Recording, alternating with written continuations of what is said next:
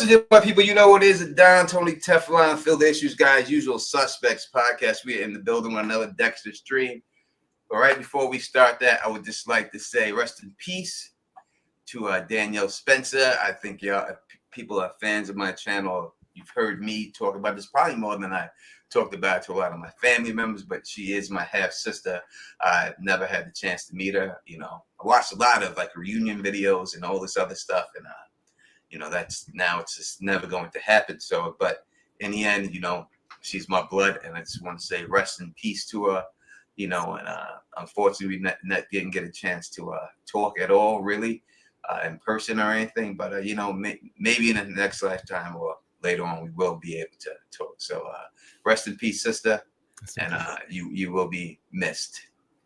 All right, let's get right to it. Fill the issues, guy. What's going on, brother? Not much, Tony. It's good to be here. Good to in anticipation for this next episode of Dexter. After everything that happened in the last one, this is an especially exciting episode to see where they go from here. I unfortunately did not get a chance to watch your breakdown or watch this trailer, so I'm going in kind of naked. So I'm very excited to see what's going to happen in this episode. 100%. Let's say what up to the people that we have rocking with here, and we do have. I put in there that we have a secret guest. Yeah, we have a secret guest, and they'll be joining us soon. They'll be joining us, so you shall see. We have Noah is in the building, rocking with us right now. Luke is up in this piece, rocking with us right now. Top tier. CJ is in here. Mr. Omen is in here. George Moore is in here. Dwayne is in here. Dita the Goat is in here. How we say this? Wade Walu is in the building. We going with it. Jay Floyd is up in this building. Black Hand Jack is in here. I like the name Black Hand Jack is up in here. Mr. Omen is up in here. Bill Tron is rocking with us. As always, Bill Tron is always rocking with us and stuff. We have over 110 right away, Tony. Off the bat. Make sure you hit that thumbs up for your boys. You know what I mean? We are here every week. Phil has a phone line. The phone line will be open and everything, so y'all will be able to call in and tell you and give your theories and everything you think is going to happen. 25 Coop, what's going on? Up in here, Troop Seeker NYC is up in here rocking with us and everything, you know. So all that good stuff. We are happy to be here for you to talk about this episode coming up and all the theories. So since you didn't really see a lot of it, Phil, well, I will say that most of it is they have gone away to a castle. Ooh, a castle? Is it a castle in Westeros? Wait, are we going to King's Landing? Are we going to Harrenhal, Tony? What are we doing? They may, you know, this is why they have Tyrion in this thing. But they brought him to a castle. He brings him to his castle. It could be Castle Rock. We don't know. But he has brought him to a castle. And it could be Castle. It's totally Castle Rock. It's bringing him in that little hole in the back with the bathrooms are. I'm sorry. I know not everyone's a Game of Thrones fan. I'm sorry. But that is cool. So he's taking them away to some private place, some giant game of Clue or something. They don't get into exactly the details of what they're doing there from the trailer. We just know that they're all going to be there, and it's going to be. And from what they said, everything it's mostly going to be focused on them in there. They didn't give a lot of clips about other things that were going on. Nothing with Harrison in the trailer. I'm sure he's going to be in it, but nothing with him there. But yeah, it would be great if they did some type of Clue situation, you know, and tried to figure out something. Because you know, I would take Uma or Charlie. With the candlestick inside of the mansion. Can't you just see, Dinklage, tonight we're gonna play a game. Each one of you are gonna use your special skills to solve something and blah blah blah blah. You know, we're gonna get some dinking going on tonight. There's no doubt it's gonna be King Dink. It's gonna be his episode. He may just say to all of them, I demand a trial by cunt. I want that, Tony, and we've been seeing him we've also been seeing him sip a lot of wine. I want to say he totally could fit in I drink and I know things. Like a drink and I know things wouldn't be a tough stretch to put in for Prater. Like he No, could, you can like, definitely fit it in if they want. when I drink, and how did you find my trophies? Well, I drink and I know things. That's what I do. What up to Carla? Carla Way is usually what it is, but we're gonna say I can't pronounce that. So we're just gonna say Way. From all the way in Australia and everything else. Well, I would need it to go. Thank you for the super chat. Hey, Dexterous, share this around for the amazing Tony Phil. Thank you so much. I truly appreciate it and everything else. Yeah, I did see the clip that they dropped today. I would love to play it, but it's dangerous games when you start doing that stuff. Or I would play it and stuff. You know what I mean? At the castle, minus Lady Vengeance, Prater wine, bitch. Yeah, listen, there's a lot of rumors. There's a lot of so-called theories that Lady Vengeance is still alive. And I hope this puts all this stuff to bed, because it wouldn't make any sense for them to have this character alive. I think she served her purpose. It brings nothing. And that's what I look at. Like when you're making theories, and not me especially, I always look at what does it forward in the story for it to happen. And if it doesn't forward anything positive, then there's no need to have it. She's done all she needed to do. So there's not only information she can give up is that Dexter grew up in Miami. And that would be it. That's all she can give up on Dexter. She knows nothing else about him but that. I don't see necessarily the upside for keeping her alive in that situation. It just makes way too much sense for them in all different ways to rub out or have her sleep with the fishes and solve this particular problem. Like, was Uma really paying that cop that much money to smuggle her out of prison? No. That guy, his skill set's none. You can look at the dude. That dude's not slick enough to pull off the slip out, Tony. You're right. That dude, that dude is a clumsy. Give me money. That guy's not a plotter. Yeah, that's exactly what he is. He's a gambling. When we're talking about the character, and I know people sometimes get talking about the character like that. He's a gambling degenerate. Oh yeah, totally. In a bootleg OTB, because OTBs don't even exist anymore, right? So he's in a bootleg underground OTB, betting his ass off. This guy, losing his ass off, Tony, to be more specific. Yeah, without a doubt. All he can do is just pull an Epstein. He is not good enough to do a smuggle out of this whole situation. There's just no way that he could do it. Impossible, and it just wouldn't make sense. Because if she shows up and she's alive, what does that do? What does it do? She shows up, she's alive, and I know you haven't seen it, Tony, or I'm not sure if you've seen it, but he's no Michael Schofield. He's not busting out of prison here. He's not. What is that? Prison Break? Prison Break. Yeah, he's more of a Billick who's just going, oh, what's going on? Like that dude's not smart. Yeah, he doesn't have tattoos of the place all on his body, like the dude had. Exactly. So he had the freaking maps tattooed on his body. Yeah, it's not happening. All right, she's out of here. Unfortunately, we love seeing her. We love looking at her. And we love her acting. And we love everything she brought to the table. But I just think that it has run its course with her and everything else. Lights, camera, action. It's in the building. Thank you for enjoying my random lessons. I love Prison Break too, especially the first season, and the second season is good because of Mahone. What's his name? William Fincher, or whatever his name is. It's a good show. It's ridiculous towards the end, but it's always entertaining. Yeah, I didn't watch that much of it. To me, it was this is what happens to me, Phil. I'm telling you, I see these shows, and once I hear all these women going crazy for these guys anymore, that's the end of it. And that was the end of it. Once I started hearing all this stuff about this guy and all the girls, how hot he is and everything else, I was like, you know what, this is not for me. They were probably talking about Lynch. I don't want to watch it anymore, goddamn it. But William Fincher is an amazing actor. I hope he gets some incredible roles moving forward. I hope on one of these shows, like Dexter or From or something, like he would be an amazing character to show up on one of these shows. Everything he touches, he makes a little better. So I do hope we get to see more stuff by William Fincher in the future. 100%. Top tier CJ just became a member. Thank you so much for becoming a member.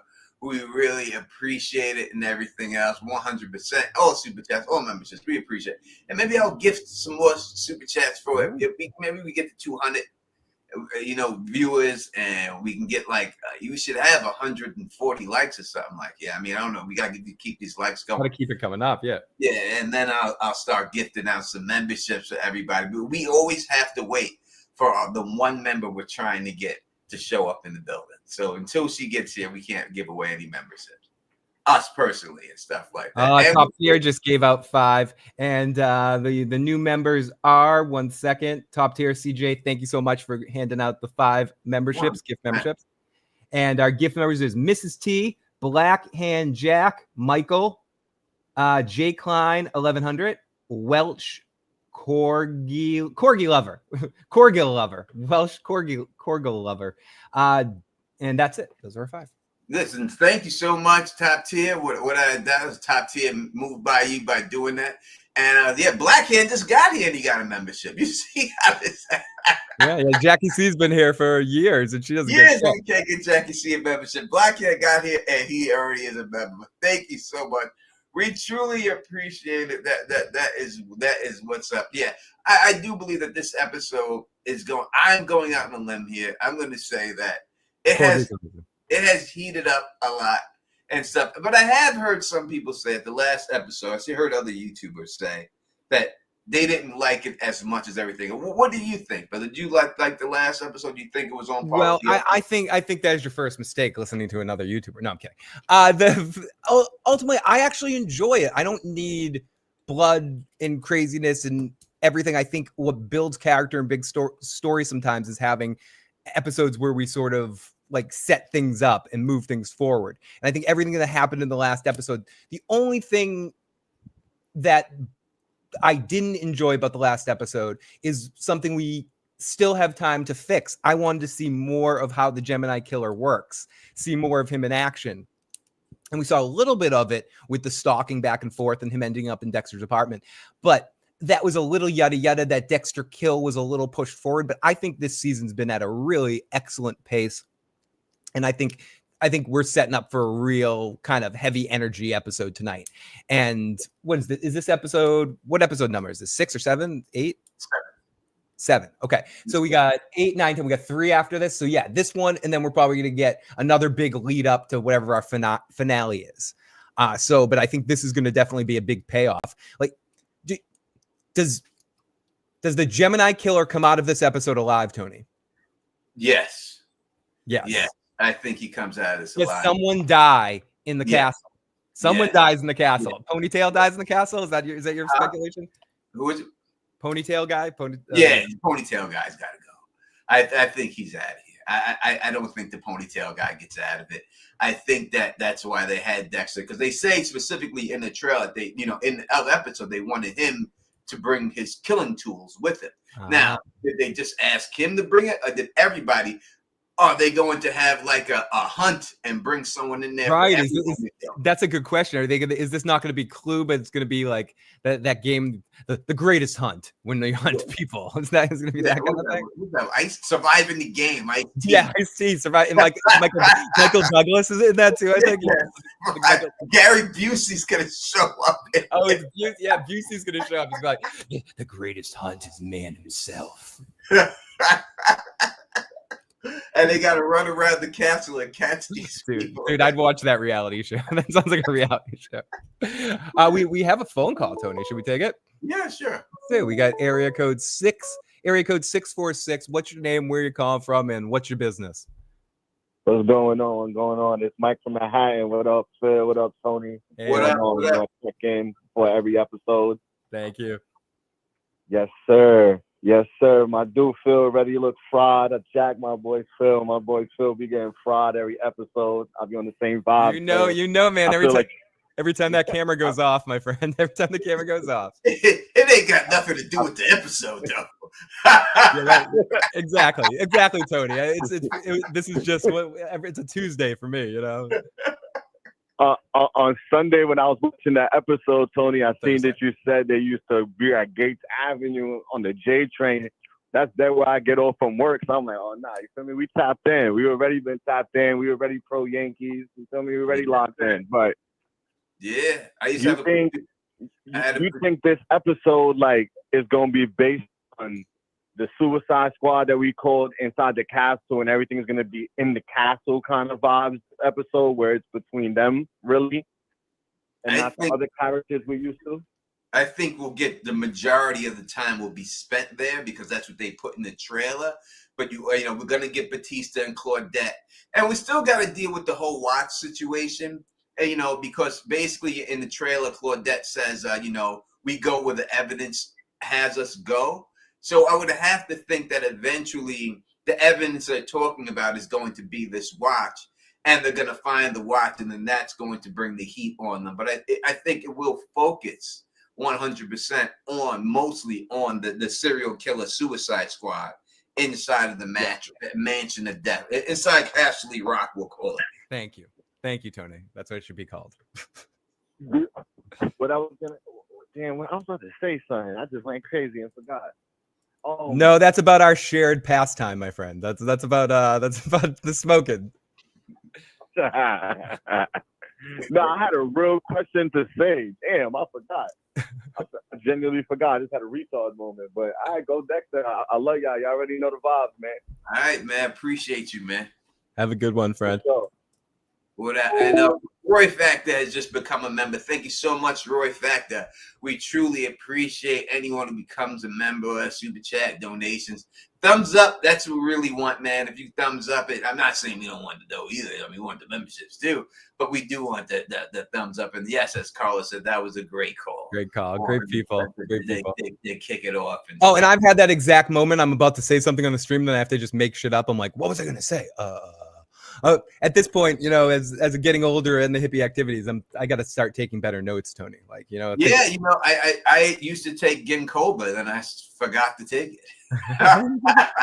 Oh, dude, when I worked at GNC, I used to get that stuff on the ginkgo stuff. I would get that stuff on. It also helps if you get tinnitus, you get that ringing in your ears. If you take ginkgo biloba, it increases blood flow to your inner ear, and it can help that. It helped Jeff Beck before he passed away. Oh, all right. That is right. We are over 175 people in the building rocking with, and we're gonna get you there. That's where we start. We're gonna get you there so that you will be ready to go. You don't have to fall asleep and wake up. You'll be awake. You'll be wide awake for this episode. When it premieres at 1:10 a.m. for New York time on the East Coast and all that. So we'll get you there. We promise we'll get you there and everything else. We're close-ish. Yeah, we'll get you as close as possible so you still be able to go off there, get your popcorn ready, do all your stuff like that. We'll be close to. We'll get you pretty close. Pretty close. We'll see how it goes. And again, we do have a special guest that will be joining us in a little bit. They'll be on here and stuff like that. And we'll have the guests out here and all that good stuff. You just did give a clue, though. I did if people are careful, you definitely just gave a clue. I did give a clue. I did. I would have got it from the clue I gave. I almost messed up and everything else. I'm almost messed up a couple of times too, Tony. David says episode 7 will be a fight to the death between Dexter and the ponytail guy.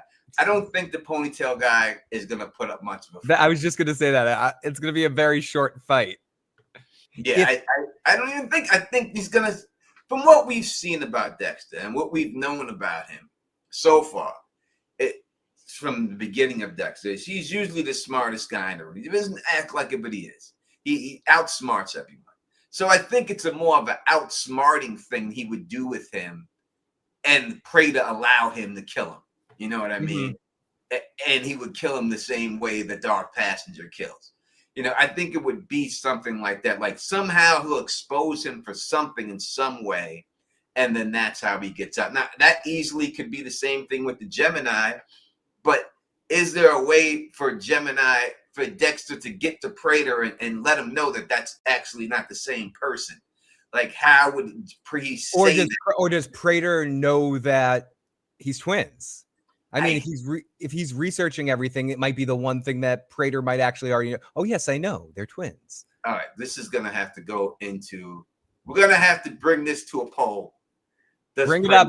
Stick up your polls, everybody in the live chat. Stick them up. Yeah, in your own time, and not at least y'all ain't on camera. Y'all can get away with that shit.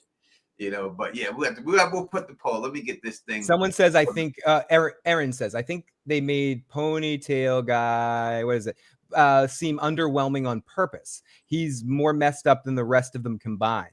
There's been a lot of that. Do you think Ponytail Guy, when we finally see him in action, he's going to be surprisingly competent and dangerous? It's a good theory. It fits. Like, out of all of them, he's the meanest one, and he seems like the nicest guy, right? That's like poker. You pretend to be strong and you're weak and you're strong. It works. I will never say it doesn't work. That thing doesn't work, but I'm just not sure if that's what's going to happen, because everything we've seen so far is that we haven't seen anything from these killers. It's true. They haven't given us nothing at all. Tony, I know I shouldn't, but let's get this one. Do you think we're gonna get a surprise, motherfucker? You think he's gonna be? Did he survive? Is anywhere Dokes is still out there? No. Dokes in Dexter's head, you may get one, but you're not gonna get that. Dokes is out of here. Sorry, I couldn't help it. I had to show that comment. Gemini is the bad one. Says basket of puppies. People forget Dexter's trained in jiu-jitsu. Phil got to watch out for Rapunzel with those. Rapunzel could be sneaking in my house. Bill tried. Sorry, I had to mute this thing real quick. Oh, no, you're good. Get this. Cyborg Dokes. Let's pause it. All right, that's that. Where is the live chat on this screen? Always takes a second to load. All right, we got to load it here. All right, Phil. I can't hear you right now, Phil. I had to pause. I can hear you now. Well, that whole thing got on there and everything. Let me get this poll set up. Biltron, a lab pity mix. I'm not sure what else. I got to do the doggy DNA test. Aaron says, Resurrection gives me a lot of nods to famous serial killers of the past. And most of those guys looked super normal. John Wayne Gacy, Ted Bundy, and Rapunzel's supposed to be like them, unassuming. He's not number one like the Gemini killer, but again, he could be more dangerous when it actually comes down to it. Let me vote in the poll. I'm not saying it doesn't work. It works. And I could see him going off and killing Dexter's son's woman. Yeah, absolutely. I could see if she wears a ponytail a lot. There's no denying that. She's dead. She's dead person walking something. She's going one way or the other. Or Bobby Bacala is really fucking with her, and Bobby Bacala is dying. Like I don't think he's making it, and I hope so, because I want to see Steve die in a horrible fucking Harrison situation. Yeah, I just think it makes more sense for the Gemini killer to kill her and her kid. I think that's more gruesome than the ponytail guy just killing her. I think her and her kid being killed by a Gemini killer is a much better kill and it's going to look better on the screen. No, I definitely don't disagree. Oh my goodness, Tony, this poll is usually we they're not that close, but this is a very close one. This keeps bouncing back and forth. This is a very so make sure you get your vote in the live chat if you have a thought about this. Does Prater know about the twins? That's our poll question right now. Jump in the chat and share your thoughts, because we really need to figure this out, and we need your help to figure it out. What do you guys think? Yeah, I don't think he knows. I think he doesn't know. I think he might know. I think it's like the Prestige, right? And that's what I look back at. And listen, so what happened in the Prestige? It's been out so long. I don't want to hear no spoiler situation. Yeah, let's do a 10-year spoilers. Anything that's over 10 years old, shut the fuck up. Yeah, but just like the Prestige situation, that's what it was. And people say, oh, how could you have lived, two people as one person? They have definitely done that already in the movie The Prestige. So I think that's what it is and stuff like that. Phil, we have our guest here. Are you ready to put? I am ready, Tony. Welcome our guest for us, Tony. All right. For us and for you and the 200 and so people in attendance, we would like to welcome you, superstar actor, and now new friend of the show, the one, the only, Bryan. What's up? Welcome, Bryan. Welcome. What a welcome. I love it. Listen, we're excited to have you on. Thank you for jumping on here with us and stuff. And just in case people don't know, we'll start it off real quick. And we always like to have people rep their hood. So where were you born and raised? I was born in Buffalo, New York. Raised in Buffalo till I was 19. I worked in New York City for a little bit, and then I've been in Los Angeles for, I was there for about 15 years, and now I'm with my wife and daughters in Texas. People are saying you're the Ripper. He may be the Ripper. Buffalo, New York. So you're a Bills fan, that means, right? Huge, go Bills. Yeah, huge Bills fan. I'm sorry. So we have a Jets fan, a Patriots fan, and now a Bills fan. I'm kind of a Raider fan where I'm weird, Literally. but it is a weird. We have a lot of trouble here in the AFC East right now. Wow, you seem like a really nice. It's so hard to now. I like even more impressed by your acting ability because you seem like such a nice guy, and I wanted to like you're so hateable on screen. How fun is it to play? I mean, I know he's a horrible person, but how fun is it to play that kind of character? So fun. For some reason, I keep getting cast in those roles. I don't know why, but no, it was so fun. I've been a huge fan of the show since it came out. I think I've watched Dexter 7 times through. Oh, wow.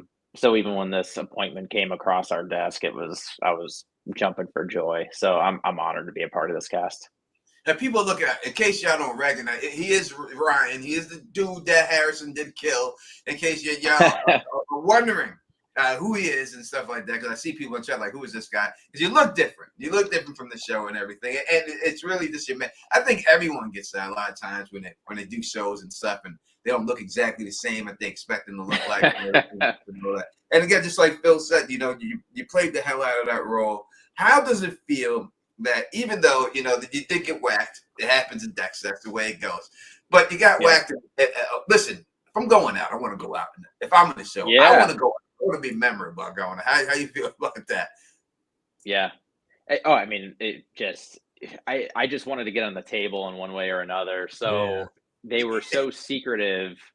Even when I booked it, there was no scripts yet. So I had kind of no idea what was going to happen. The audition was this hotel scene, and there was this elevator scene and kind of like right up to the confrontation. So you didn't know what was going to happen after that. And then when I got episode 1, and I had been hired for multiple episodes, so I was like, well, what happened?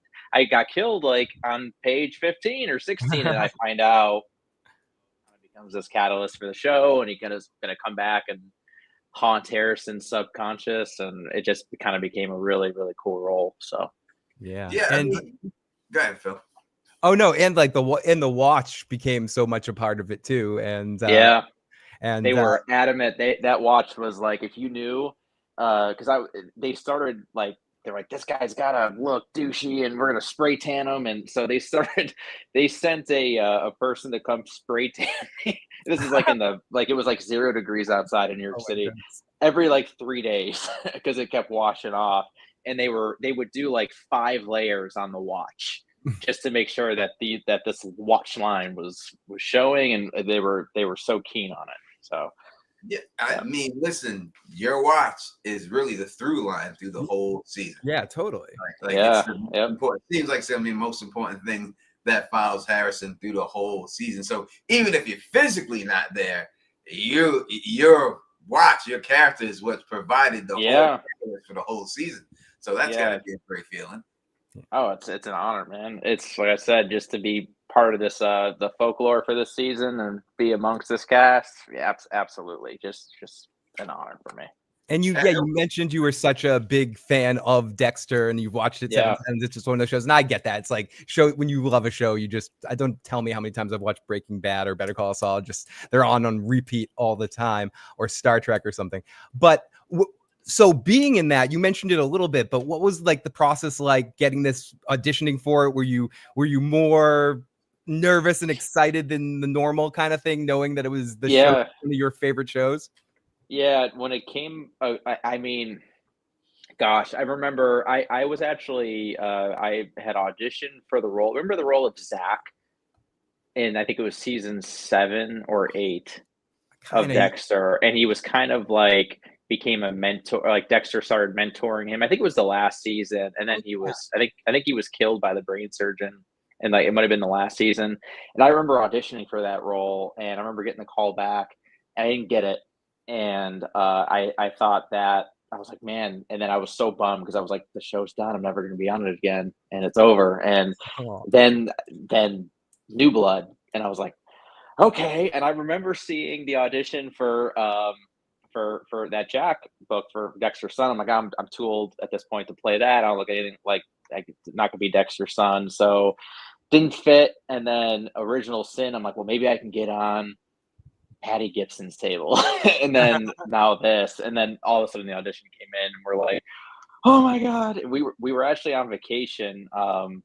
We were out of the country in our hotel room, and then my wife, we literally put it on tape in the bedroom with the family sitting out in the living room, and and then we got the call a couple of days later that we were on that we booked it, and it was just awesome. Oh, amazing. How was it working with Dexter's son? How was it working? Amazing. Yeah, Jack, so I got to go to New York City back, it was in December, and I had to go out and I had to do prosthetics because they did the whole body mold, and that was like a 2 or 3 day process. That was crazy. And then I met Jack, and we did stunt training together for the fight. So I'd never met him, and we just like got thrown right into it. He couldn't have been cooler. He's one of those actors, like he like, oh, no, push me here. And he's like, he just reciprocates everything you give him. He's like the best scene partner and such a cool guy. So that was, it was awesome to work with him. Yeah, that kind of leads into what I wanted to ask you about, which is that scene, the action. You not only did you get to place like a really interesting layered character in there and make such a imprint on the season, but also you got to do some fun action like that. Was that all you, like in the action scene with you and him, or did you in any stunt, or is that you the whole time? No, we did have some stunt doubles there, so we didn't like break our backs. Yeah, totally. Yeah, no, specifically the scene of like me throwing Jack into the tub. I mean, I remember watching that, and the way, and I like the stunt guy was like, no, grab me and throw me. And this is a full tiled wall with a bat. Like there's no padding or anything. He just, I chucked his body across the room, and and we did it. We're like, okay, that looked great. Let's do it again. It was, these guys are just insanely talented. I don't know how they're just not covered in black and blue bruises and broken bones. Yeah, they're absolutely crazy, and I just nuts. Connected to that too on the table when you were on the table, and free of all the clothing. Was that actually you, or was that a mold, as you said? It was both. So everything that you see me or like see my characters getting dragged through was me. I got wrapped up in plastic. I was covered in blood. So Jack rolled me into the shower curtain. He started shoving me into the container. Then they had a body double of like the dead limp body, because it wasn't as heavy, that he shoved in.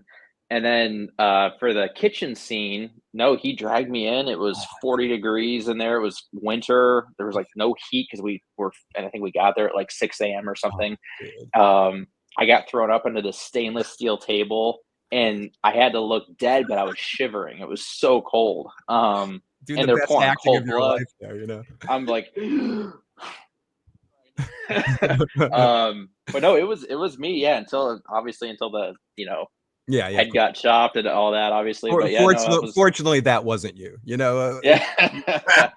That'd be a shame. You seem like a really nice dude. That'd be a shame. Yeah, because you would toss it, because you seem like, I don't know everyone, but you seem like you're much bigger than Jack, right? So it doesn't seem like he's like, I don't know how tall he is. I'm thinking maybe 5 or so he may be and stuff like that, because you tossed that guy like it was like he should have been there. Like I was like, this guy kicked his ass and all of a sudden, but he had the hidden rage in him that he was. Well, remember he had that wrestling background in New Blood, and so that was like that's true. the stunt coordinator. That was what he that's kind of what he said. He goes, you're a lot bigger than he is. So how do we get Jack to take you down? He goes, wrestling background. So that was kind of like a wrestling move of him coming out of the tub and tackle. That's how he got me down, and and just his rage, obviously, from there. And a lot of people in the chat are saying that you would make an amazing Superman. That's very kind. We're getting a lot of that in the chat. Well, could have been. David Corn Sweat did a good job, Lo. yeah, but when they cast again, who knows? There's always parallel universes nowadays. Exactly. There's always Spider-Man. How many Spider-Mans are there now? Yeah. So you still may be able to get out there.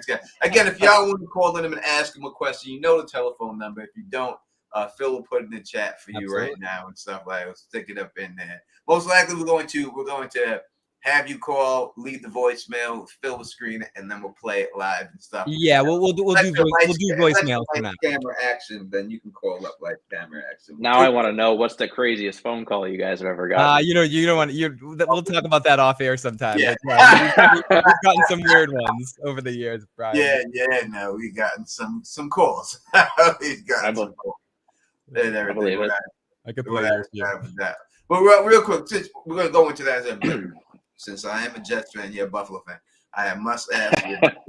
I'm sorry, guys. That hurts. I got no choice, Bill. I got to go into this football stuff. This is important business. No, I just mean it hurts. As I'll sit back as the person in New England with all my Super Bowl. My problem, you had Brady for forever. So. I know it was kind of a cheat code. It really was. There's nothing to cry about. There's a cheat code. Yeah, you can just sit back, Phil, on this. This is real AFC people talking Where's about my Celtics flag too? Oh I know, we're gonna be fast, chat. I'm just saying.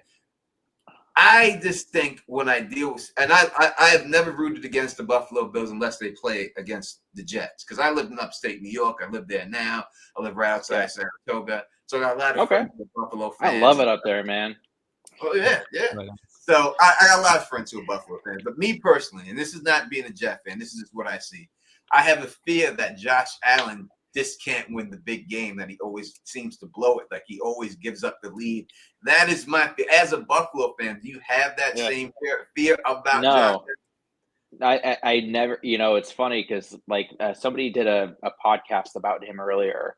He's literally the best playoff quarterback in history. He's got the best touchdown to INT ratio. He's a monster.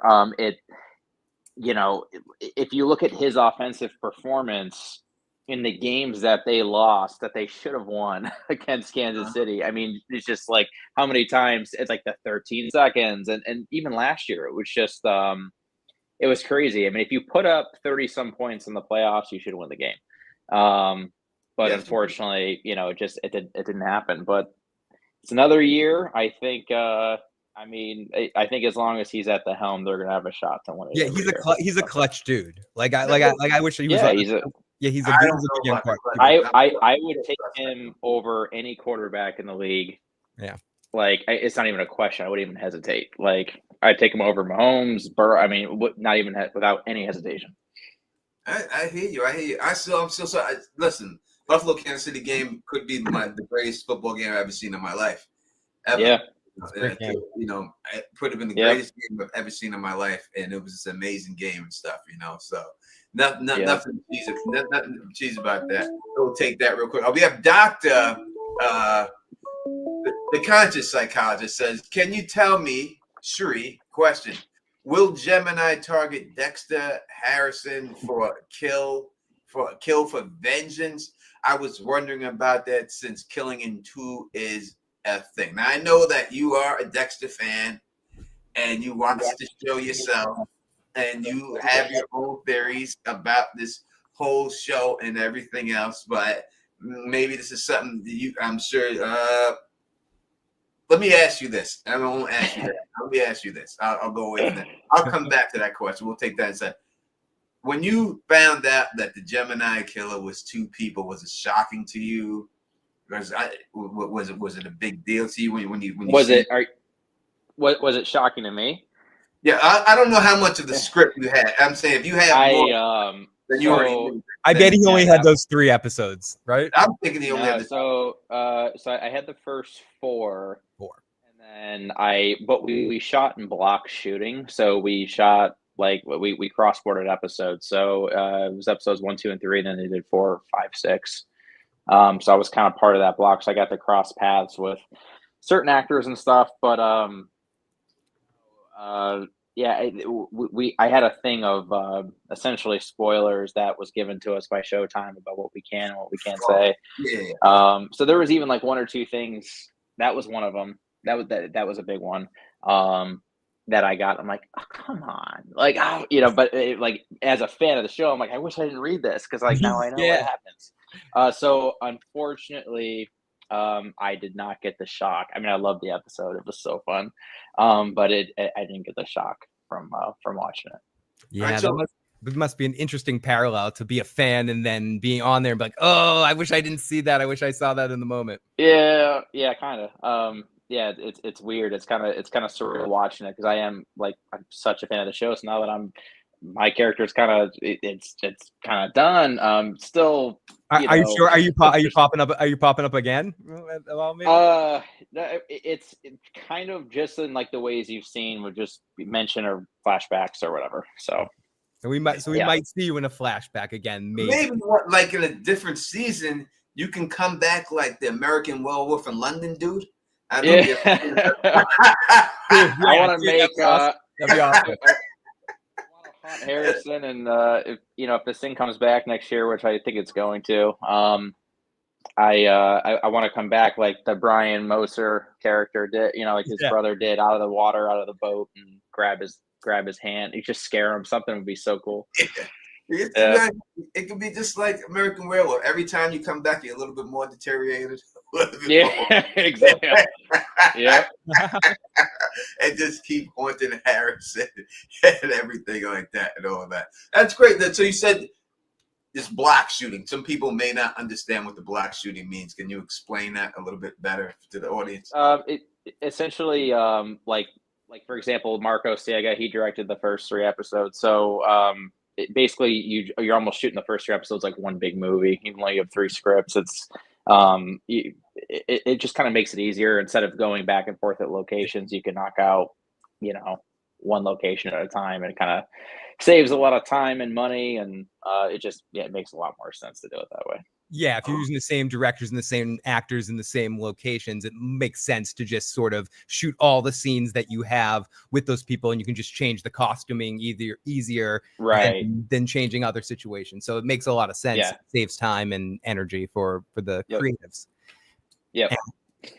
So you've also been, just to get away from Dexter for a second, I actually sat and watched your bit part on Modern Family today. I was like, oh, it was great. It's just like you get that one line, the protein bar line. It's fun. I was like, oh my gosh, yeah.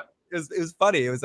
Do you remember anything about that experience? How did that happen? And you've also been on CSI or NCIS. Yeah. Yes. Gosh, yeah. No. Modern Family was super fun. That was like, I said Dexter was like. Dexter was a really special set, I think. It's kind of crazy because you see some shows and I feel like, like they shows that have been on a while run smooth, but there's like certain shows. I feel like there's certain sets you walk on sometimes you go, man, this is a special set. Like just where everybody is excited, like like Clyde and Marcos and Scott sitting there, they were so excited filming this show. The actors were all super into it. Everybody really cared. And all the way down to, the cinematographer, the grips, the PAs were just like, the PAs were fans. They're like, oh man, did you see like John Lithgow's here? Like people were like geeking out and so excited. Modern Family was kind of that way too. Like I think that there's a reason that show was as successful as it was. They were so laid back. Everybody was so comfortable in their element. I think we worked for like 2 hours that day. I remember I got there. They treated everybody like gold. We went to a gym. We filmed the scene. I think they had 4 or 5 cameras set up. They ran it a couple of times. And I'm thinking like, oh, they're gonna flip, they're gonna switch, reverse coverage, and no, they said, okay, we're done. I said, oh, okay, and all right, that's a wrap. Like, wrap for what? Like the next scene? No, that's a wrap for the day. They wrapped everybody. Wow. So just pretty wild. Like it was. I think the whole set wrapped at like 10:30 a.m. And that was it. I'm like, wow, these, like, what an incredible job for these actors. Like, just so laid back, easy. Yeah. Tony, we do have a call. This is from area code 519. Area code 519. What's your name and what's your question or comment about the show, or a question for Bryan? Hi, my name is Robert. I'm a big fan of the show, really liking your part in the show. It's been really, really fun to watch you sort of play out this character. I guess my question is, since you're such a big fan of Dexter, you've watched it 7 times through, how would you end Dexter? Obviously, don't go into any spoilers or anything, but what would you do to end Dexter? Great call, my friend. Thank you. Well, first of all, thank you. Thanks for calling in. That's really, it's funny because I know people disagreed with it, but even in New Blood, like, I feel like at the end of New Blood, that was kind of the first time we really saw Dexter get into these kills, and he was kind of getting messier.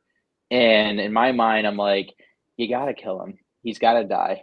Like, he is dark, and we shouldn't like him. And that's so, that to me for New Blood, I'm like, that ending made sense. And so I don't know what I would do differently. Like, does he get caught? And I've also, like, I saw like one theory on the internet, which a lot of people I saw. I don't know if you guys have like heard this theory for what this season's plot line was going to be, but they thought that Dexter would have been arrested at the end of New Blood when he woke up, and he was going to be brought in by the FBI to be like an undercover, kind of almost like a white collar for serial killers. And I'm like, oh, that's kind of a fun twist or storyline. But I mean, what his body count is up to, what, 150 now, or 150 something? At least something. So no, I mean, it's insane. So no, he probably in real life would get the electric chair or be or be euthanized. Oh my goodness! Watching with us tonight, everyone, is Dexter Morgan is in the chat right now. Thank you. I would say, look, they tried to have him go off into the sunset. It didn't work. They tried to kill him. Wasn't that well received by fans.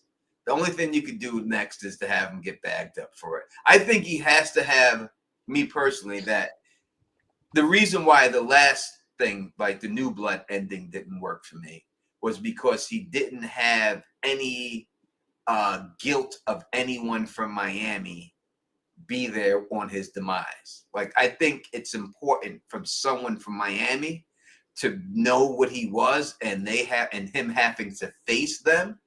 I think they have to really go into that in order for it to work for me. Like, he has to face the music with those people, because right. So that just to have some type of, like, payback for everything, these guys that you really did care about now see you for what you really are. He has to have that inner reflection of a character. I think he needs to get that before he goes. Tony, we have a phone call from area code 386. 386, what's your name, where you're calling from, and what's your question or comment for Bryan or for the show? Yes, Jim Lindsay here from Florida. Hey, Jim. How you doing today? How you doing, Jim? Hey, I have a question. What did you know? Did you know how long your character had been doing those things to women? All right, gotta go eat.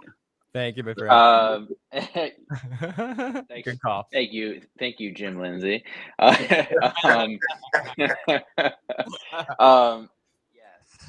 Yes, he did. And we knew. So there's like a thing where you see Dexter go on to the Google search and bring Ryan Foster's name up, and he's been acquitted multiple times. He's been Me Too'd, but he's he's got a lot of money, and he just is kind of one of those guys that just keeps buying himself out of it. So it's kind of similar. Like there's so many like I don't know if you guys caught it, like little like Easter eggs for the first episode, throwing back to the Dexter pilot. Yep. So like Marco said, hey, we want to have your body in the dumpster yard, just like the ice truck killer was laid out. So we're gonna lay it out the exact same way. We're gonna put it back together, and even though like yours has blood, that's gonna be kind of like an homage to the pilot. And I felt like my character, you remember season 1, I think it was I can't think of his name, actor Sam something from I remember him from True Blood. And he played like a drunk driver and then when Dexter did his research, he found out he was multiple states and had gotten away with this over and over again. So I feel like it was kind of similar to that type of character. Yeah, where he's been doing this a very long time. Yeah, and then they had the dark passenger coming from behind in the car and yep. Yeah, which is throw back to like one of the opening shots. When Dexter did that, he grabbed the guy in the car. So they were definitely throwing all those things, Easter eggs in there for us, and I think they did a really good job about doing that and everything. I thought that I like that when they do that. I like when they drive back. I brought it up because I had watched. Have you guys seen Original Sin? Yes. So do you remember and they did bring it up this year, but in Original Sin, and my wife had brought it up. She goes, "Oh my gosh, remember when the frat guy tries going after Deb and Dexter almost kills him and Deb stops him?" And she's like, if Deb wasn't there to stop him, Dexter would have killed him. And I feel like Harrison has that same rage as his father. It was left unchecked. And then I was like, wow. So it's just kind of like this, like they're the father-son parallels. And then, of course, and then Dexter, I think it was the last episode, they were talking in the booth and he brought up that scene. I was like, oh, cool. So that was exactly what they were doing in that. And Dexter and him have so many similarities, but also Harrison kills much more in a passionate sort of kill for not thrill, but emotional kill. Like he gets to get emotional for that reason. Speaking of not emotional, that was a weird transition. We have a voicemail from area code 845. Yo, what's going on, guys? It's Beltron. I was just calling to ask Bryan, how many takes did it take during the fight between him and Harrison? How many times did he have that thing broken over his face, or if he had a stunt double or anything like that for that scene? And great stream so far, guys. So how many times do you have to? So that was the stunt double, I assume, getting that thing over the head. No, it wasn't that they broke too. The toilet bowl. Yeah, no, it was. I think we did. I want to say maybe 2 or 3 takes of the toilet tank lid. So we had one where it was me and Jack, and Jack comes over my head, and the camera kind of cuts. They did another one where he does kind of break it over the head, and I think with like the shoulder, and I think that was the stunt double holding him back. And then there was a shot where they put it was nobody, because Jack actually I think they had 2 lids, and I think Jack's told this story a couple times too on his interviews. They put my body double down and they gave it to him, and they said, hey, hit it as hard as you can. And they pulled out to a really wide shot, and that's the shot you see him from, like pulled back from like the bed point of view almost. And he did it, and this thing, like, it turned into sand. He did it so hard, like it obliterated into pieces. And they were like, okay, we have one more lid, because they only had 2 of them, and they said, so maybe not quite as hard, because we can't, you demolished it. And then he just kind of did and then kind of did a little slower, and his movie magic, he's got that, he sold it, and that was the shot they used. I actually have it on my phone. I recorded like the daily. I was texting it to him. I was like, dude, this shot's gonna make the show, and it did. That was the one they used. Oh, that's what's up. That is what's up. That listen, it's a great shot. It was a great fight. How many days did you film in there when you were doing it for your scene? The fight scene we did in one. We filmed that fight scene in one day. Oh wow. Yeah, that they moved pretty quick, because it was just shot in pieces. So it was like the bed to the wall, and it was like I'm not a dancer, but it felt like memorizing a dance. It was Yeah. like memorizing steps 1, 2, 3, 4, section 1, and then section 2, 1 through. We just kind of went through it, and yeah. Not the same thing at all, but when I was a play, I had to do like a sword fight at one point, and it felt like a dance. Right. I'm not a dancer too, but it's like 1, 2, like you just all that sort of stuff. I don't have much experience in sort of action and battle training, but when you do it, it's interesting. It is very much like dancing. Yeah, and then when you got, I mean, like the camera crew and the stunt guys, and like Dave Presto, who's doing the blood effects, who's one of the craziest special effects guys I've ever seen. Making it look the way it did. It makes our jobs easy. So it looked amazing. It was definitely a very natural looking real fight, and even the way that happy to hear that. your character sort of lost, but then got pompous and sort of cocky about it, and was pushing for that hit. It was just a very interesting, very passionate kind of scene. Played really awesome. Didn't have to do it. He went overboard. He went too much, Tony. Yeah, he went a step too far, didn't he? Yeah, you didn't have to go that. Marcos and Clyde, they were like, they kept throwing in little buttons because we would joke and then go right into filming one of these like gross scenes, like where I'm poor McKaylee Miller laying on the bed and Jack, and we're like laughing, and then all of a sudden like we film this, and Marco, I remember him like just shouting out, he's like, man, we really need to make you more of an asshole here. Say this, or Clyde would throw in a line. I'm like, oh gosh, like it was just so grotesque. And but I mean they're just such, to come up with the writing like that on the fly. Those guys are so talented. And you're a writer. You've worked on some stuff. I haven't seen it, but I was watching a trailer and some scenes from a movie Casting that you have written and directed written and acted in. You co-wrote it with the director and stuff like that. So you do have some experience in that avenue too of working. A little bit, yeah. So it must be fun. Are there any projects that you've worked on in the past, like that passion project you would like people to like seek out to kind of look for? Gosh, that one was a brutal one. We did. Yeah, it's about a really serious. It was. We were trying to bring lightness to human trafficking. We it was so random at the time. It was a guy I worked with. We ended up having a FBI agent come in, and we ended up interviewing him, and he was telling us stories about like United States and Russia, and we kind of like just took his stories, and they just didn't seem real. They were just so dark and terrible, and that's kind of that was what we ended up making a little film out of it and try to bring awareness to human trafficking. But that was a good call, man. That was a while back. Yeah, no, I was watching some trailers and some scenes from it and stuff like that. It looks like a good production value. Like it looks like really well done, and the cover, the picture, the image with you, it looks really cool. It's like a good visual thing. Well, you said for people, I don't know if this is. Did you work with Val Kilmer?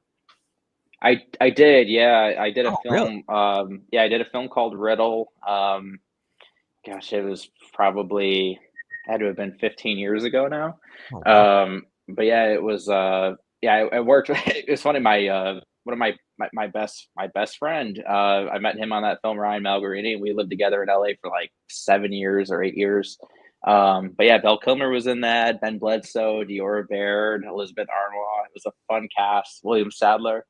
Wow, you've been a part of some really amazing cast. Like with this cast, you were talking about this earlier. Like this cast too is just incredible. The people that you've gotten a chance to interact with or pass by. I mean, some of them probably just passing in the hall, like, "Hey, how's it going, Peter Dinklage?" But still, it's pretty amazing. Like the casts that you've been a part of. It's kind of cool. I've been very lucky. I've gotten to meet work with some cool people. But Val was he was so cool. God, I remember the first day I met him was in the makeup trailer, and I walked in and I was nervous when I found out he was in. I was like, "Man, Val Kilmer, this is so cool!" And he was sitting there getting his makeup done. Yeah, he turned, he goes, "Hey, I'm Val," and he just kind of like stood up. He was like so happy-go-lucky. Dude. He started he was living on his ranch because we filmed in Pittsburgh, and he flew in. And he was living in New Mexico, I think. He had a ranch in New Mexico. And we were talking, and he asked me if I wanted a leather bag, and he like made these leather bags, and he gave me a bag. That's so nice. Like this handmade. It was so cool, yeah. And Yeah, which I have like I have it buried in like my box of collectibles. Yeah, that's such like your spat. You're like, that's my precious. That's amazing. yeah. No, he seems like he was a very genuine guy and probably a very nice. awesome guy to work with, and kind of a very giving actor kind of vibe.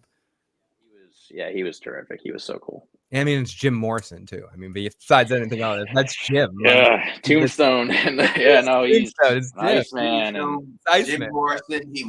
He played in Wonderland too, right? Yeah. He was on Wonderland. What True Genius? It was an amazing movie. He was in True Genius. I think, is that what it's called? Yeah, I think that's called. Awesome. He was the star. Didn't he play Holmes in Wonderland? Do you ever see Wonderland was the story of the guy who was the porno star Holmes, and they had that big murder in there in Wonderland. Up at the Wonderland home. I actually knew somebody who lived in that house. Wow. Yeah. They rented it, and it was like, and I remember going there, and it was so creepy on Wonderland Drive. It's gross. Yep. I think he played in that with Letha Kudrow, I think was his wife in there and stuff. I know the guy who played Big Worm from Friday was one of the guys who went in there. I was like, it's Big Worm. It's up in there and everything else. Everybody, thank y'all for coming. We're not leaving. I'm saying we got over 250 people in the chat. Thank everybody for being so nice in the chat. Really appreciate it. We have Bryan Lillis up in here rocking with us for about probably 5-10 more minutes. Said he had a half an hour with us and stuff and all that. So we want to thank him for being there again. If you have a question for him, you want to call up or you want to drop it, please. You know the phone number to do so. We want to hear from you. We got a super chat here. It says, "What up, gents? Kind greeting. I was just joining the crew. Shorty and I be hanging in the Thug Mug." Oh, he's chilling. This is the Thug Mug zone. There you go. Thug Mug in the building. Oh, I need a Thug Mug, man. Yeah, we gotta get up? Yeah, man. Yeah, we'll get you. We'll have to get you one of these, Bryan. We'll I got a lame water bottle right now. I need a Thug Mug. We'll definitely get you one. So, what is, like, you write and you're an actor? What if you could pick one thing, like say you wrote something that won an Oscar, or your acting ability won you an Oscar, which one would you rather have if you had to pick one? Hey, I'm sorry. So repeat that question, because now. All right. So if you write, or if I won for acting or writing. Yeah, which would feel more rewarding? I guess if you wrote it and starred in it at the same time. That's the cheat answer right there, you know? I was the Robin Williams character, but I also wrote Good Will Hunting. No. Exactly. Yeah. I'll take this one second. Probably acting. I mean, acting is always my number one, but I do love. I really like writing, but I don't have the knack for it. I think that some writers do. I feel like I get really intrigued by something, and then I get obsessed with it, and I can write that. But I don't think that's in my bones the same way of like a Clyde Phillips. Like, there's just no way. But I do really enjoy producing. I think that's something I'm really into. I love like being the manager and putting everything together. Nice. How did you get into acting? What made you want to get into it? You know, it was funny. I grown. What's that? How did you get it all the way from Buffalo, New York, and you get into acting? How did you this is really funny. So it was a coworker of mine. I was always just super into movies. I was a movie buff, and a coworker of mine in Buffalo went to film school in New York, and we were working at my dad's restaurant together, like serving tables, and we would just always talk about movies. We talk about he was a P.T. Anderson buff or David Fincher fan or whatever. So we would just talk about whatever. And we just started kind of making these little short films, and like kind of like 2-man crew doing everything together. And that like really gave me the bug. And then the second I was done with high school, I was like, all right, I'm out. This is what I want to do. And I booked it. I was in Los Angeles. Dude, that's awesome. And that passion that you get when you do it with your friend, just for just for feelings, like not even for any other reason or any hopes. It's no, I mean, it's really just get the bug. You know, you get the bug. oh, of feeling it. There's something so like it's a drug, man. It's weird. Acting is a disease, and I mean it in a good way. It like gets you. You're like, oh, I gotta do it. It's hard. Yeah. No, it's weird. I still feel that way when I pick up even a photography camera or a film camera. I feel like, you know, I love it. It's so much fun. And you can see it. You can see it even the way you play a character like that. I wrote it in my notes. Like there was joy in the way you were playing that character. Joy in the way that you F with people. It was just, I appreciate it. And you could feel that energy through your performance, and it was believable. Not that you're believable, but now talking to you, you see how amazing of an actor you are. Because, like I said earlier, you're a sweetheart of a person. But like in the moment, you're playing like this evil, and you take such glee in it. And that's an amazing switch to be able to turn on. And I hope the right parts find you, because you have a lot of skill. That's very kind of you to say. I appreciate that.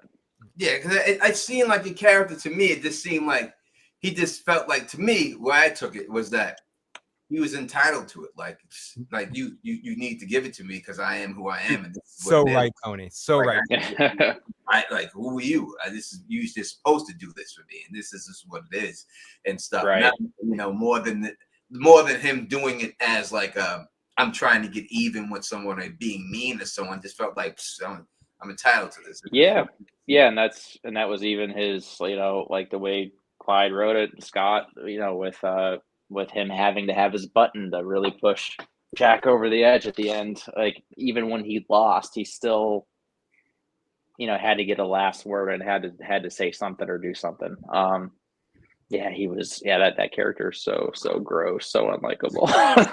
So unlikable, but sometimes those unlikable people, because we're not playing real people in those moments, in those situations. We're playing, you know, characters. Sometimes those unlikable people are some of the most fun to play. It's fun to play a piece of crap sometimes. It really is. Yeah, 100%. We do have a voicemail from our buddy KP. Let's listen to a few seconds of this. See where KP's going before we make a decision here. Bill, Teflon, and to our guest, everybody, good evening. How are you? I hope everybody's doing well. Big chat, what's up? This is my question.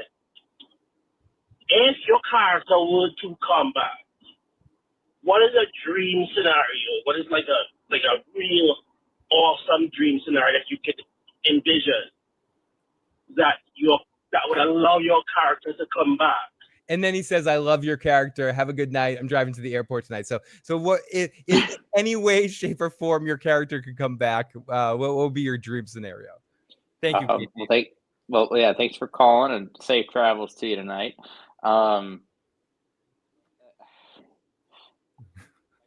In the would be fun.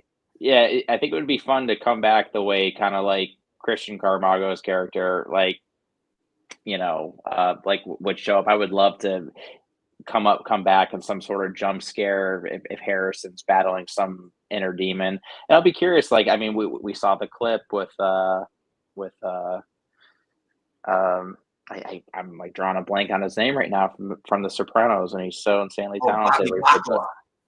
Bobby Bacala. Steve Sharippa or Shrieper.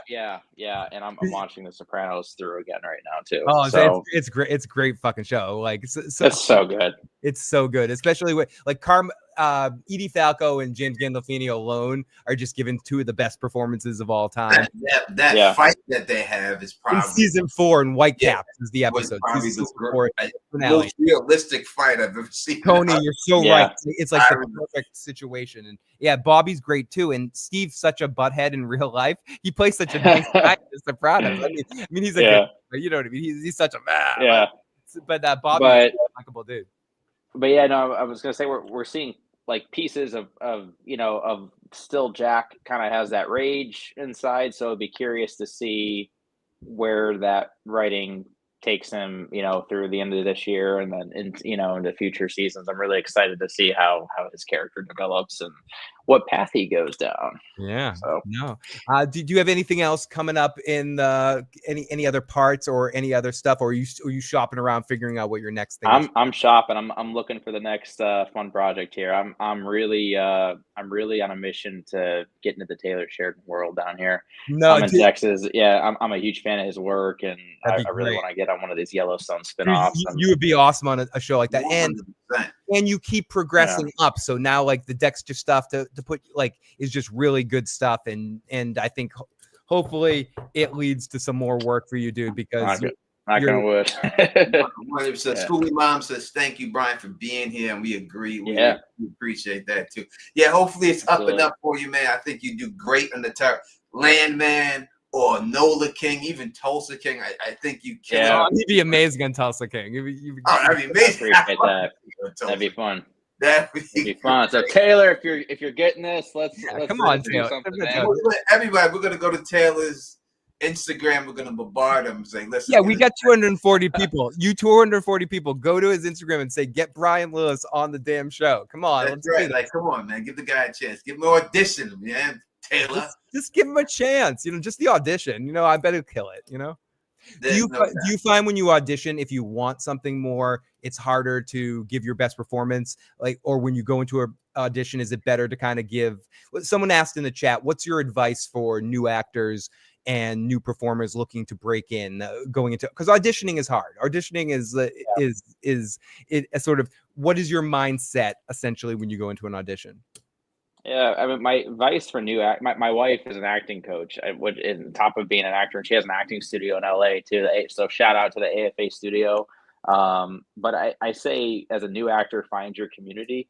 Find the people that you can run stuff with and get honest feedback without breaking you down. Find positive people in your life. As far as auditioning goes, the world has changed so much with going into the room, because it doesn't really happen anymore unless you're screen testing or whatever. I feel like everything video submission auditions is what you mean. Yeah, everything's kind of switched, which I actually prefer, because it gives, I feel like I probably take more creative liberties than I should with that. But like when it's a really fun role, and instead of like, even if it's a procedural show, sometimes I like to, we like to get creative and have fun.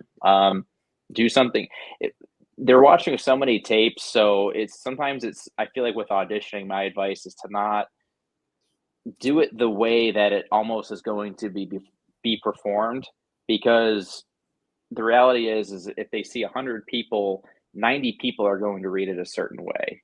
Yep. Right. And if you're the one person that throws in, a moment here, or just changes the tone of this, even though it may not be filmed that way, like when you get to set, everything's different.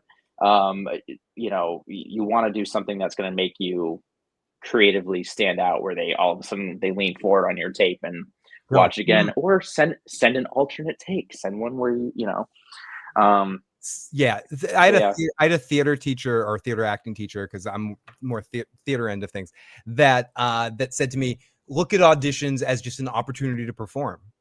It's all it is an opportunity, because with acting, it's different than other art forms where you actually have to get someone's permission to do it. So when you get that moment, you're actually getting a chance to perform. So take advantage of that situation and have fun. I mean, like, easier said than done, but no, I mean, truly just have fun with it. Like, I mean, how often do you get to audition for one of these crazy shows or anything? It's just you got it. You got to, like, this is just one of those awesome stories where you actually got to get on one of your favorite shows. Oh my gosh, yeah, no, this is bucket list for me. I feel like I'm like, I've peaked. No, I'm good. You're going up. You're going up. You're not even. You got a lot more to go. Without a shadow of doubt. Being married to an acting coach is that? I mean, does she, like? I'm not gonna say. I'm sure she helps you, but is it a good dynamic? Like, obviously you're married, so obviously it's a good dynamic. But I'm saying, it's funny. Not criticize, but help you along the way. What is your moment before, Bryan? What is your moment before, Bryan? Yeah, no, it's no, she's. I mean, it's fantastic, and it's easy with her. I mean, she's an actor first and foremost, but she's been coaching. she's been doing it kind of like, it like started off as just a thing she was just kind of doing for a few friends, and it turned into a business because she's really good at it. And so many of her clients book and work, and yeah, she's just really, she has a knack. Like I think she almost has a director's. Like I think she'd be a really good director. Yeah. I think she has a knack of finding, like you said, finding like interesting moments or beats that people normally wouldn't tell that make you interesting to watch, because that's what we watch, right? We want to be captivated and be interested in you. So find that textures. And so interesting. You also mentioned she's a huge Dexter fan too, so it must have been cool. Yeah, to be like, we were like, I can't tell you what's gonna happen. Obviously you couldn't tell her what was about to happen to you, so it must have been fun to kind of watch that. Because I've given her, I think, 2 spoilers this year while we're watching, and she gets really bad at me. I'm not allowed to say anything anymore. I have to, and it's so hard for me not to, because I'm like, oh, you can't. Yeah. I'd be the same. So it's hard. He's holding the drink with his left hand. Did you see it? Yep. Can you come back at the end of the episode? Oh my god! Looked at me when when Michael killed David Dasmalchian's character. She looked at me and she goes, "Well, and I was like, yeah, I know. Can't believe you killed him already." So that's awesome. I like the way they did it. I think I do see that. Not that I'm anyone. I'm just a guy watching these shows, but I think if they would have had Dexter come into the helicopter and him already being there, that it may have had a bigger effect than him walking. Because when you had the store like waiting for him, it like kind of on that something was going to happen. That's why they're waiting. So if Dexter was just pulled up late and then sitting there and looked over and he's sitting there, I think that would have had a bigger effect, me personally, that they have him do the walk. But I didn't know it. Go ahead. Oh, no, I was going to say, I mean, I think like in Dexter's head, he's so like in his mind, he's scared of getting caught by Prater, or like, does Prater know who Dexter, and he's already had to cover so many tracks. Lowell's already missing. And then now Mia gets caught, and now Gemini. I mean, so I think it's all about his inner head freaking out and that build up, and then Gemini pulls up versus walking in and see. But yeah, I mean, like both at the end, I mean, both of it would have just now, Brian, I know you maybe can't answer this because you might know some spoilers, but maybe you can. Do you think Prater knew about the twins?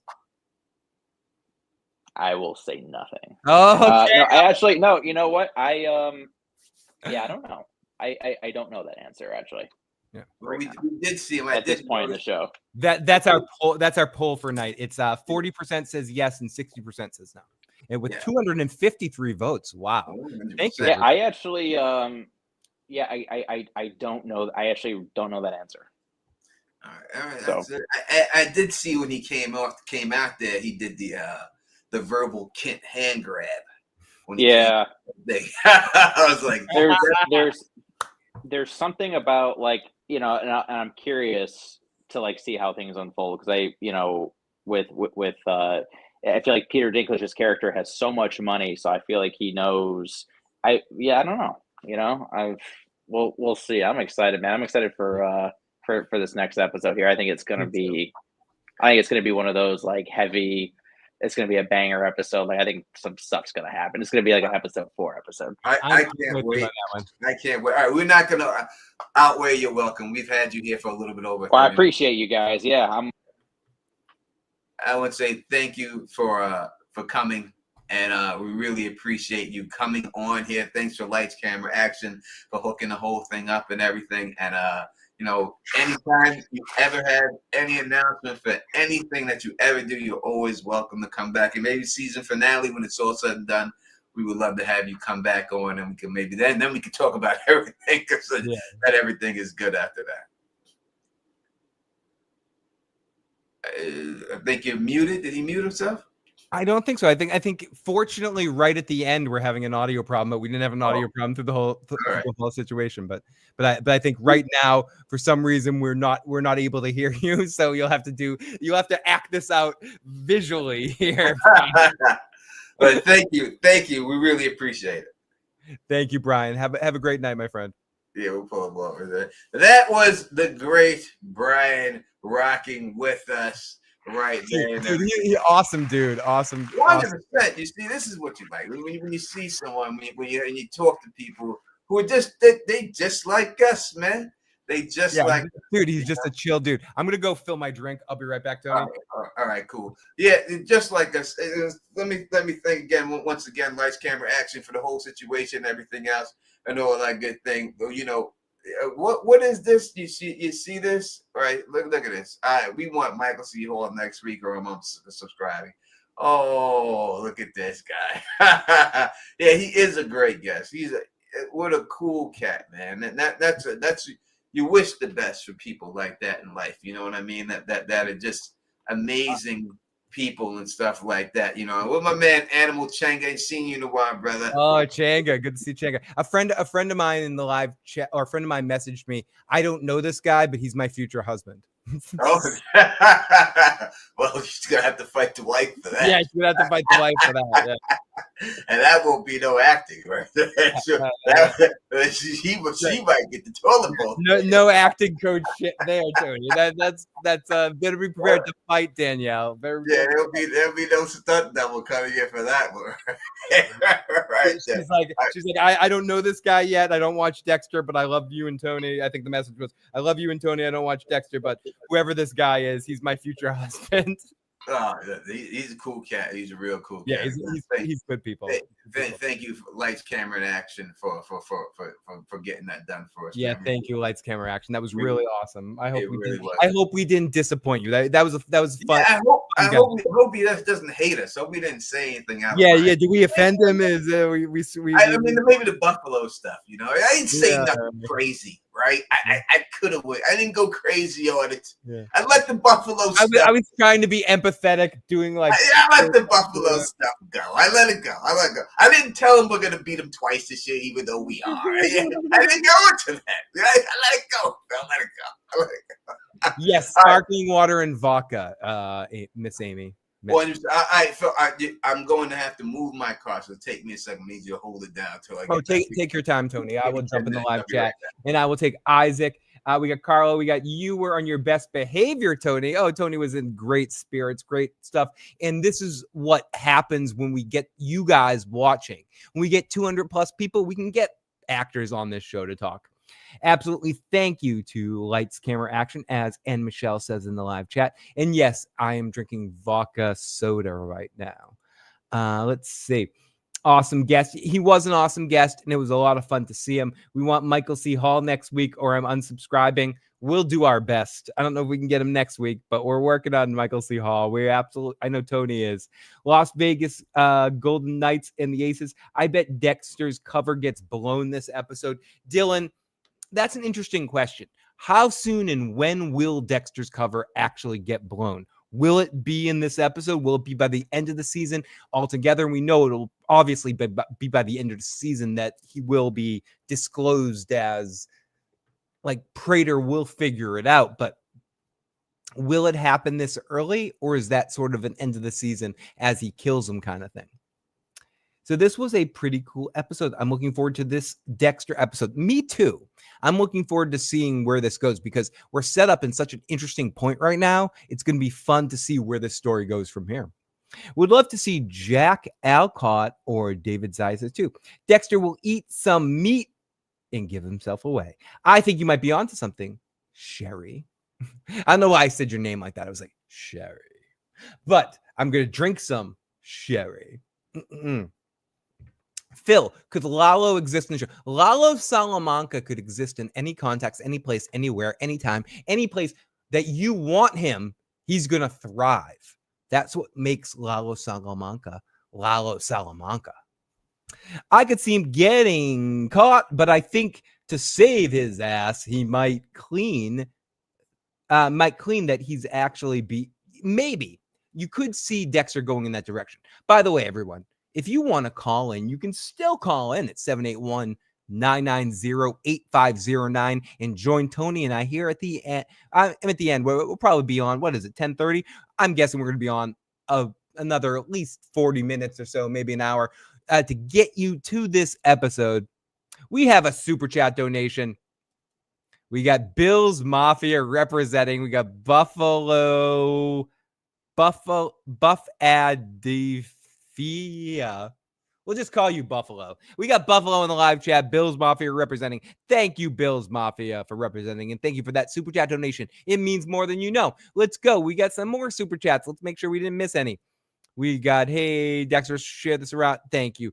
Where's we got? Did we miss this one earlier? Hey, guys, if Batista dies this season, I think it'll be because he got caught in the crossfire between Dexter and Charlie. I don't think he's dying this season, but if he does, I think you might be onto something. What's up? Kind greetings. I'm joining the cruise shortly. I've been hanging on the. Thank you, Summerfield Dynamic Dog Training. As always, you're awesome. Okay, let's see. Let's get back in the live chat. I think the Prater family is so powerful, Dexter couldn't possibly beat them without Angel's help. It's going to be when Prater finds out, how much power does Prater actually have?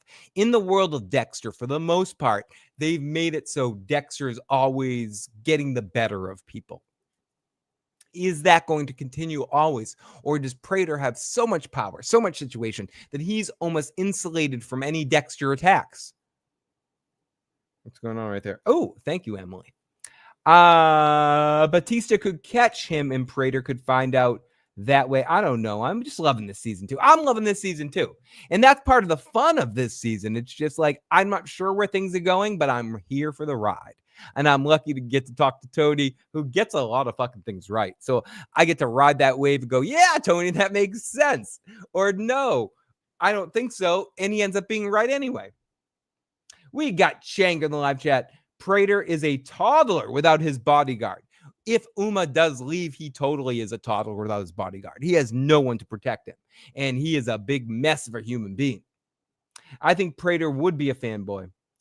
I think he might be too, and look at Dexter as a means to an end of what he's trying to do. And if he's has a in on one, like the best of them, then it means a lot. Oh, we have a call. This is from area code 929. What's your name? Where you calling from? And what's your business, dude? How you doing, bro? My name is Don. Shout out to you guys. I want to know, who do you think that Harrison killed someone this episode? Ooh, I'm not sure. If you do, like, who do you think he kills? If he kills someone, it's gonna be Bobby fucking Bacala, the messy landlord. Yeah, the douchebag landlord.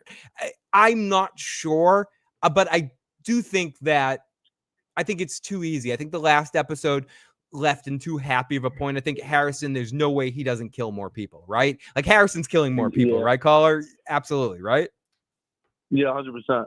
Yeah, so I think 100% needs to. Yeah, and Bobby needs to die because that guy's an asshole. Like do we want to hear that? Does. Yeah, he needs to die. So I am going to try to manifest that into existence, caller. We want Harrison. Hopefully today. I think Harrison definitely catches the kill today. Yeah, I feel it. I'm with you, and we're gonna be crossing our fingers and dotting our eyes and all that fucking shit. I'm with you, man. I hope this fucking dude dies. Yes, what do you think, Tony? Let's see it happen, man. Tony, what do you think? Do you think Harrison kills Bobby fucking Bacala in this episode? We want it to happen. We're trying to manifest this shit to happen, Teflon. I would love to see Bobby get killed for a second time in the show. I don't think so. I think it's too much. Oh, I want it. I just think personally, I think it's too much. It's no way to get away with it. Like, how are you gonna kill this? Where are you gonna kill him? You'd have to catch him out. It's crazy because like when they showed that little clip in the last trailer, and then when it actually happened, and like he stabbed him in the eye with the fork, I'm like, no way. Like, how is he gonna get out of this? And then like when it was just like a little like a feeling he had, and it didn't really happen, I'm like, oh man, that was crazy. They caught me with that. Yeah, totally, dude. 100%. I know we had a super chat here from someone We did. I read it. I read it when it popped up.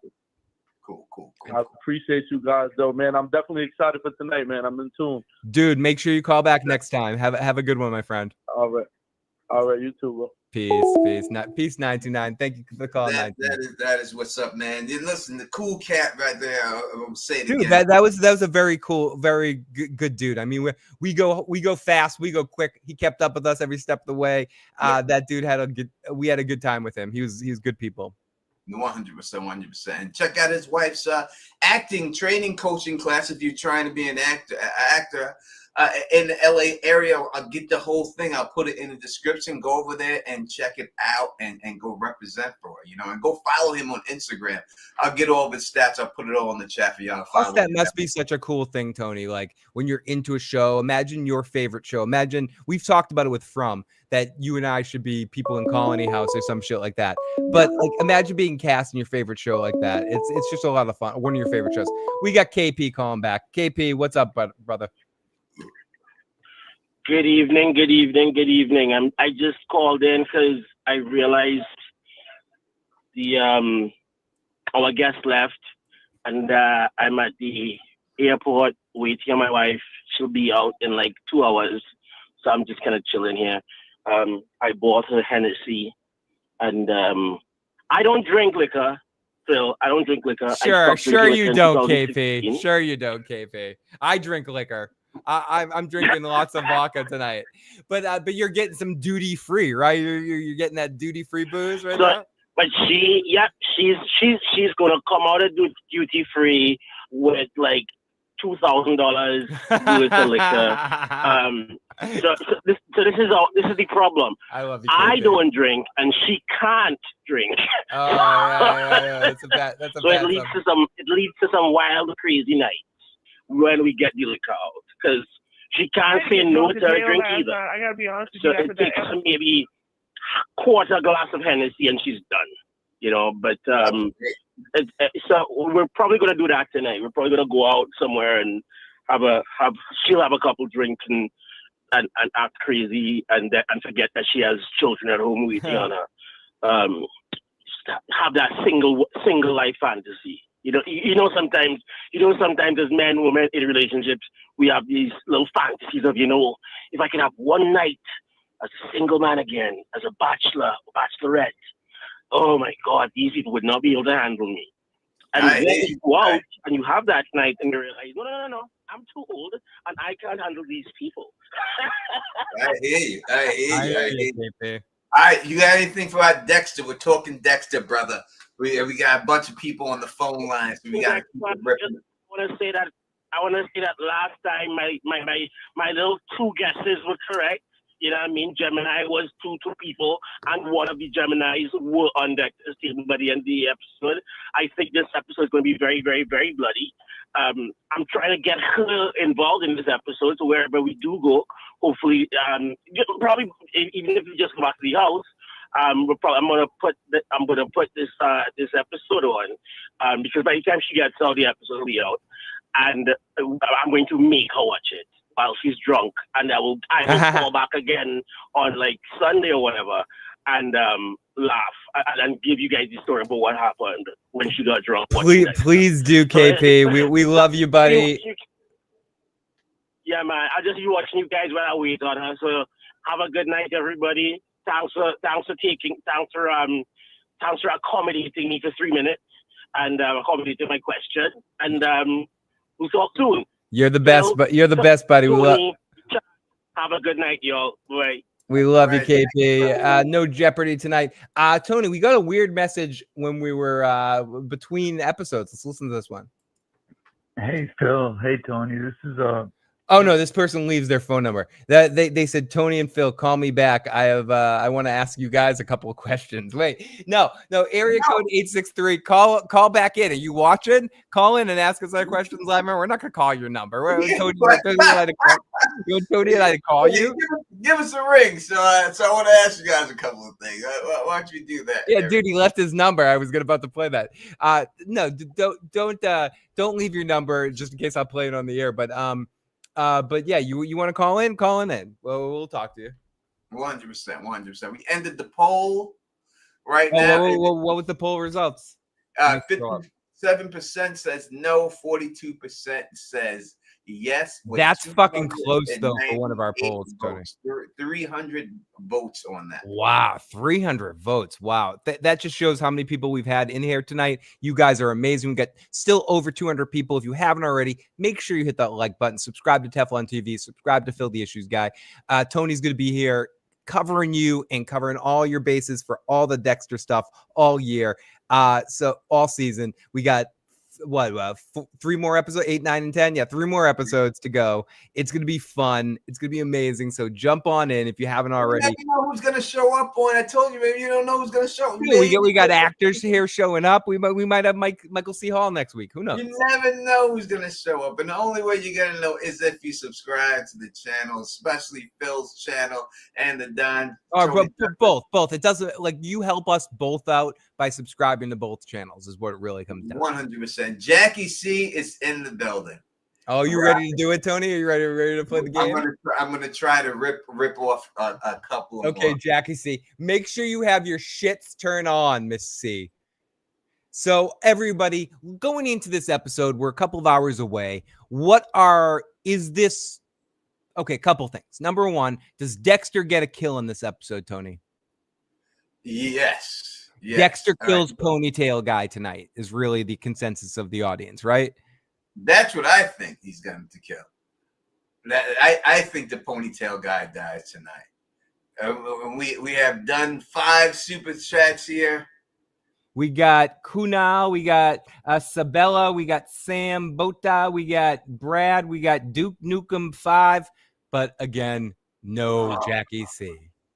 Oh, he didn't hit Jackie. But everybody else, thank you so much.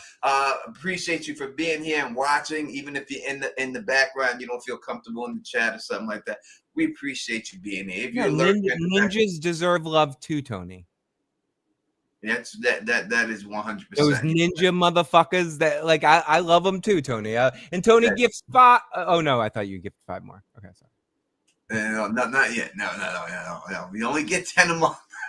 I know. I wish I could pop them on. Yeah, I think Dexter will get a kill tonight. I think that it's going to be the Ponytail Guy with Rapunzel. I think he goes out tonight. Again, I understand everybody the theory. If y'all want to think that he's going to kill Harrison's girlfriend and everything else, and I totally get it. No, I definitely feel that. I think the fact there are a lot of things that do point to it. I'm sticking to my theory that Gemini kills him, her, and her son. So I'm just going to stick with that, and we'll see what happens, and we'll see who's right on it. But I can definitely see Rapunzel doing that too. So I understand why y'all. But you think the Gemini killer survives tonight? Yeah, I think Gemini survives tonight. Yeah, and he goes. Do you think? Does Gemini killer know that his brother's dead? No. Yeah. I don't think he knows. I don't think the way they communicate with each other, I don't think he knows that he's dead at this time. I think he will find out when they get back after Rapunzel gets taken out, and then that's when everything. I think the next when it comes to episode 8, 9, 10, then it's going to be that's when things start to fall up to pieces. Yeah. I think 8 and 9 it falls to pieces, and you pick the pieces up with 10.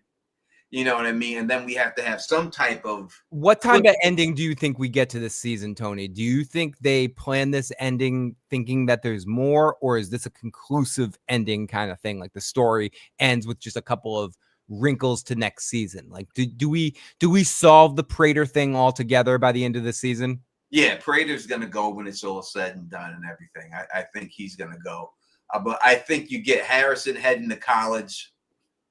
You know, he's going to fill out that thing. Dexter's going to give. Oh, yeah, totally. Like the money and the situation. There's no way Harrison's not going to college. Yeah, he's going to go off to college. I think that's how it's going to end for him to get away from Dexter. I don't think they stay tight together. I think it's going to be in a far situation and everything.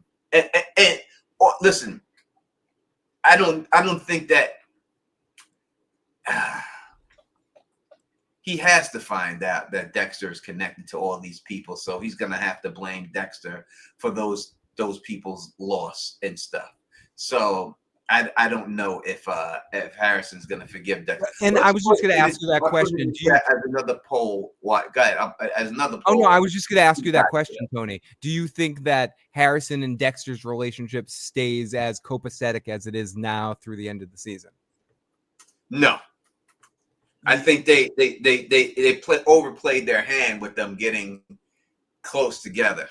Yeah, I agree. And we've almost had like a false fool's gold situation with like, oh, they're getting along, they're back together. My mother would have loved the fact that you and Dexter got back together. My name is Blessing, you know. But like they totally set up that situation where he thought that they're selling it too hard. I agree with you. I think they have some sort of falling out before the end of the season.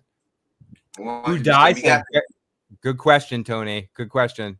We have the new poll up there, so go ahead and get yourself into that poll. Let us know who you think is going to pass away tonight. Yeah, it's too much. When you the tying, the tie, the fox goes around the log. Yeah. Like it's doing, like, to me, it's just it's very overhead. It's too much. Like, you're just doing too much to make you think, oh, this is a family and it's so good. No.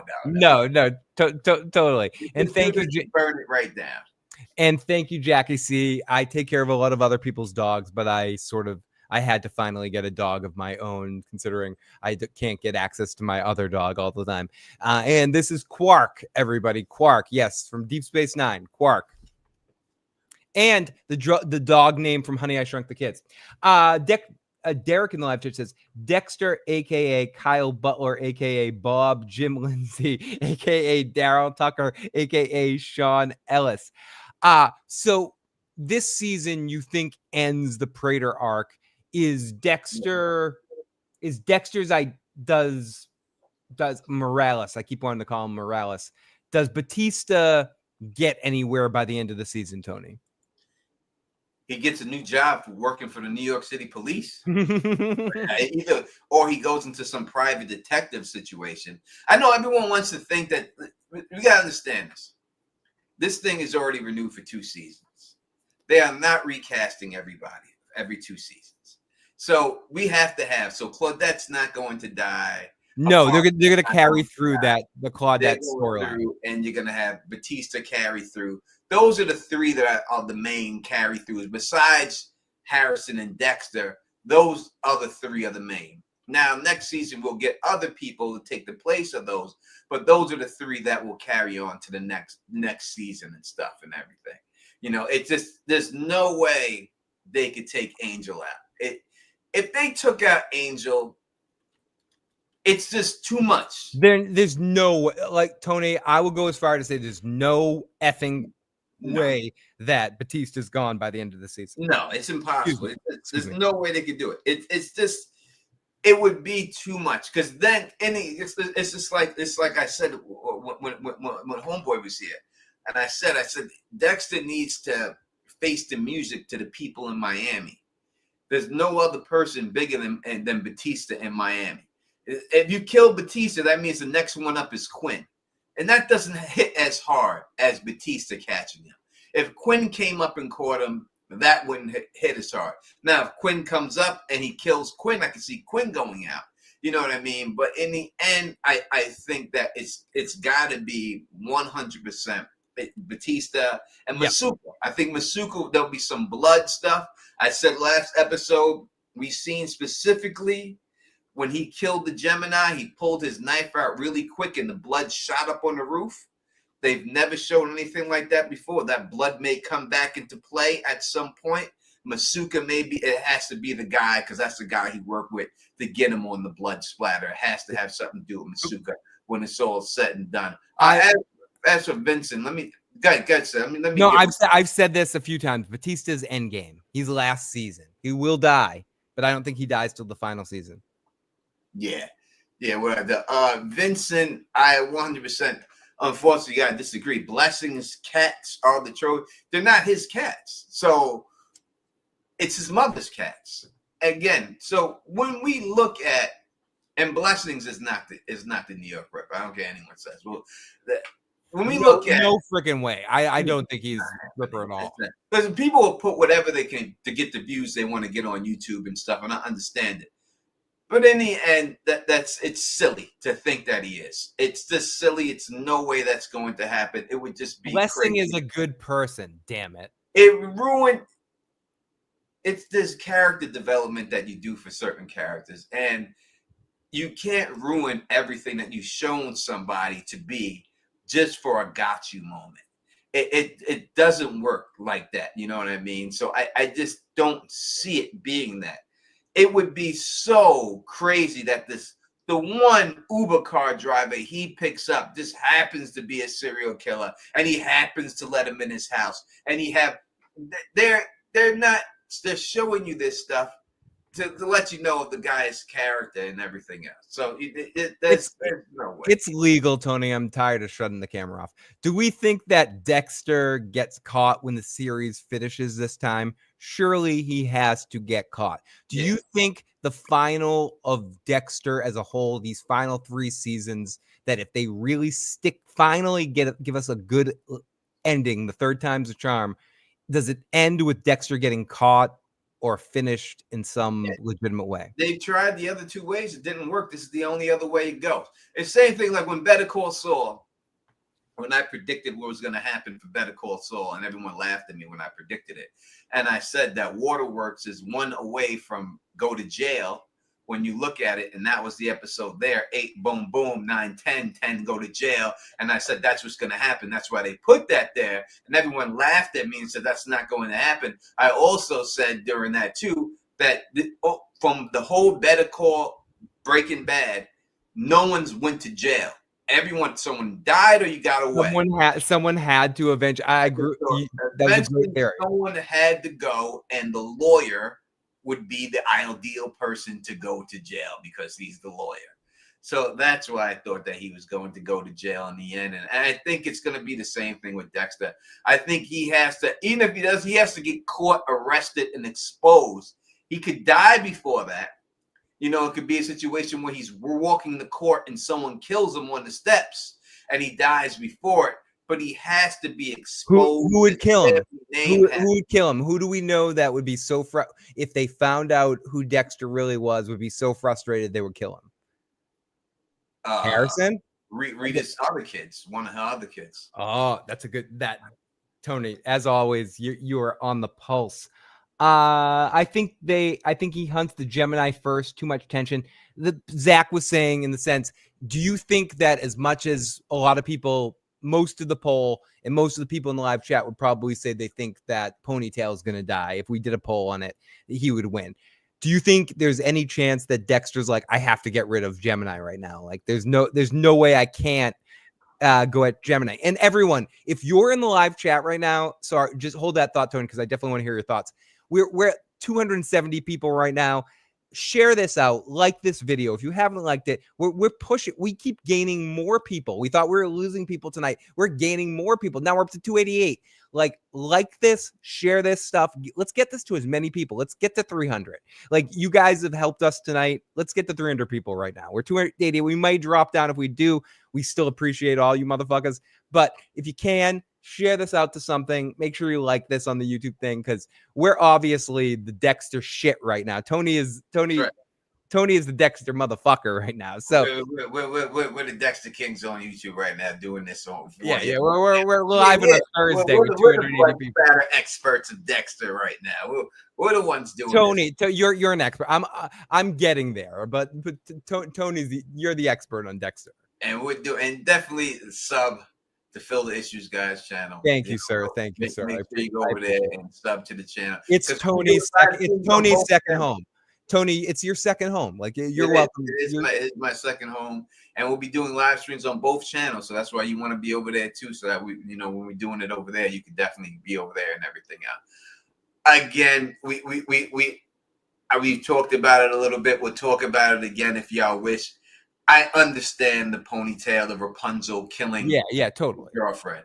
It makes 100% sense. I'm not gonna ever tell you that it's not. And if he does it, I wouldn't be surprised. The fact that they wanted to do the mild mannered guy, and all of a sudden he's the worst of them all and everything. I think they can still show that tonight. Like if they're inside of the Lannisters' castle tonight, which they are in Lannister Castle. I love that they're going to Casterly Rock, by the way, Tony. Yeah, and I'm sorry, Game of Thrones haters. We both come from the Game of Thrones world, or those are some of Breaking Bad for me. But Tony is one of the first and best Game of Thrones creators on YouTube, and I jumped on in season 4. But it's so we can't help ourselves with the Game of Thrones references. Everybody, we're sorry.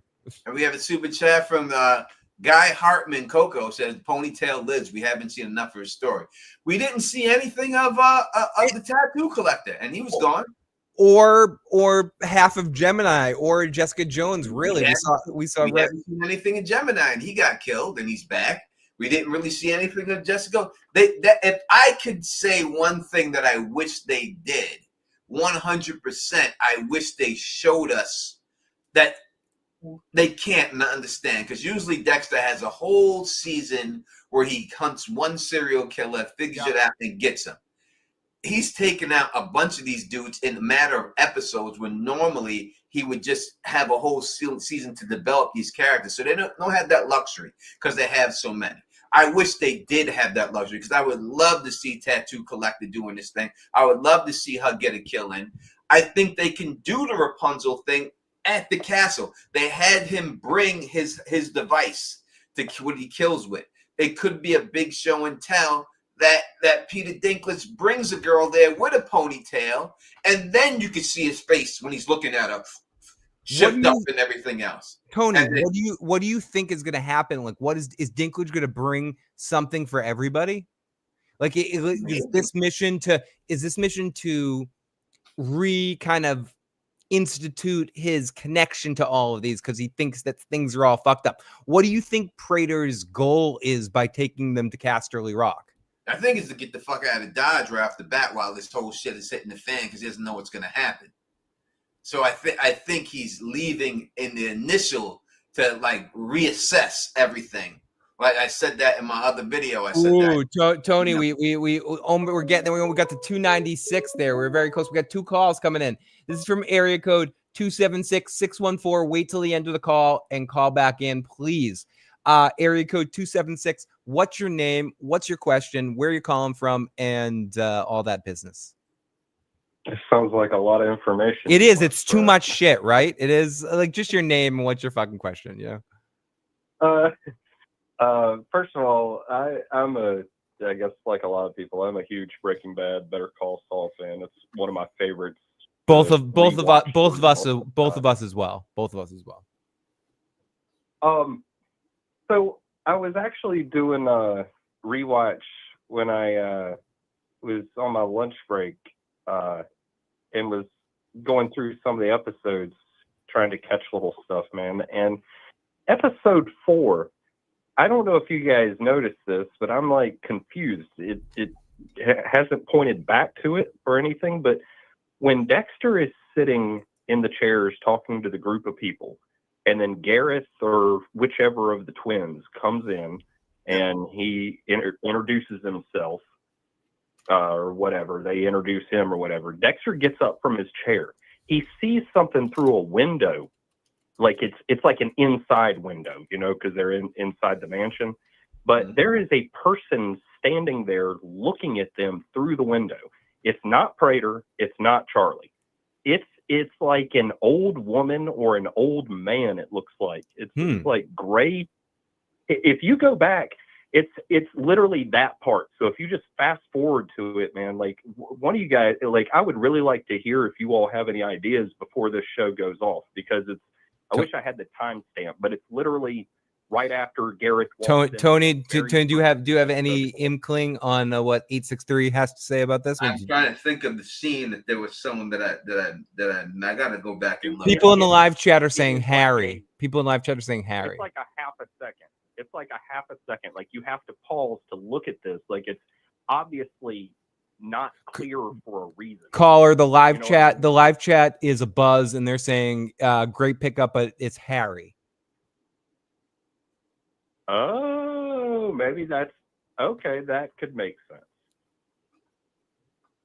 That actually makes sense now. Okay. Yeah, it does. It's seems Ghost like Harry. That would be such a big clue for them not to have pointed at anywhere else since episode 4.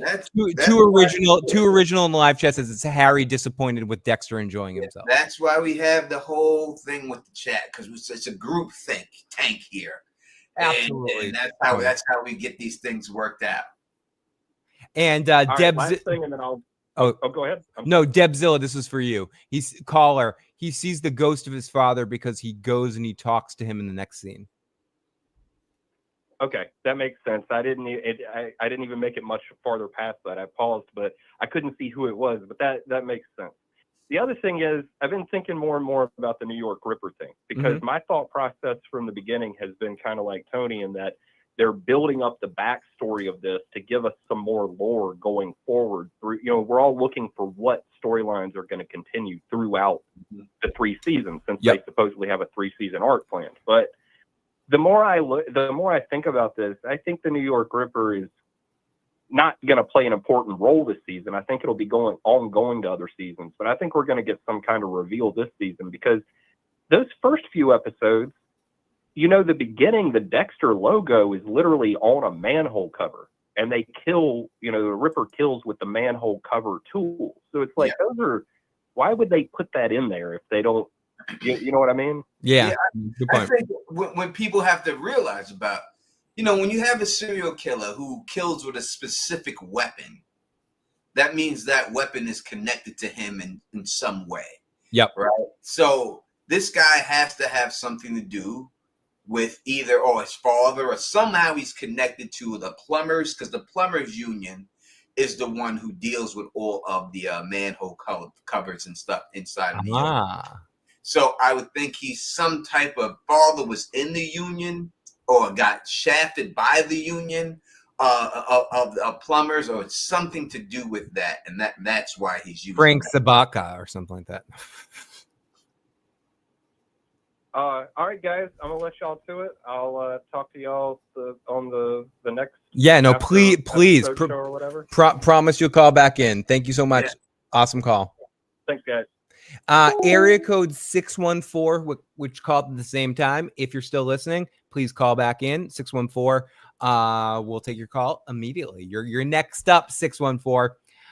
They all had the Ripper's photos on the board behind Batista last episode. No way. So, okay, you mentioned this earlier, and I want to follow up on this. Oh, 614 is calling in. But I wanted to follow up on Batista working from the NYP, because I totally agree with you. Area code 614. What's your name? Where you calling from? What's your business? My name is Jared. I'm calling from Columbus, Ohio. What's going on, brother? Oh, not a whole lot. I'm pretty excited for this new episode. This season of Dexter's been pretty fire. I agree. I agree. Awesome. All like really awesome. Yeah, but I did kind of have a theory about, what's going to happen to Harrison, Dexter's son. I don't think he's going to end up becoming like a serial killer like Dexter thinks he's going to be. I think that one incident he had was just like a one-time breakout, freak-out incident. So you don't think Bobby Bacala is going to die? Yeah, sorry. I think all the crap that's happened to him, I think he's going to end up pursuing a career in law enforcement like his grandpa. That would be great, but I'm saying, didn't he last season, the New Blood, pull out the switchblade and was going to kill that dude on the spot right then too? Yeah, but you got to think, he was just getting introduced to all this. I think he's just going to realize it's so messed up that what Dexter's doing and what he's been through, he's just going to be like, yeah, you know what? This is my path. I'm gonna be a police officer, and I'm gonna take down people like my father. So what if they did that? What if they did a spin-off show, Grown Harrison, he becomes a cop and he goes after serial killers? Would you be interested in seeing that show? Probably not. It's probably going to end here on this Dexter Resurrection for me.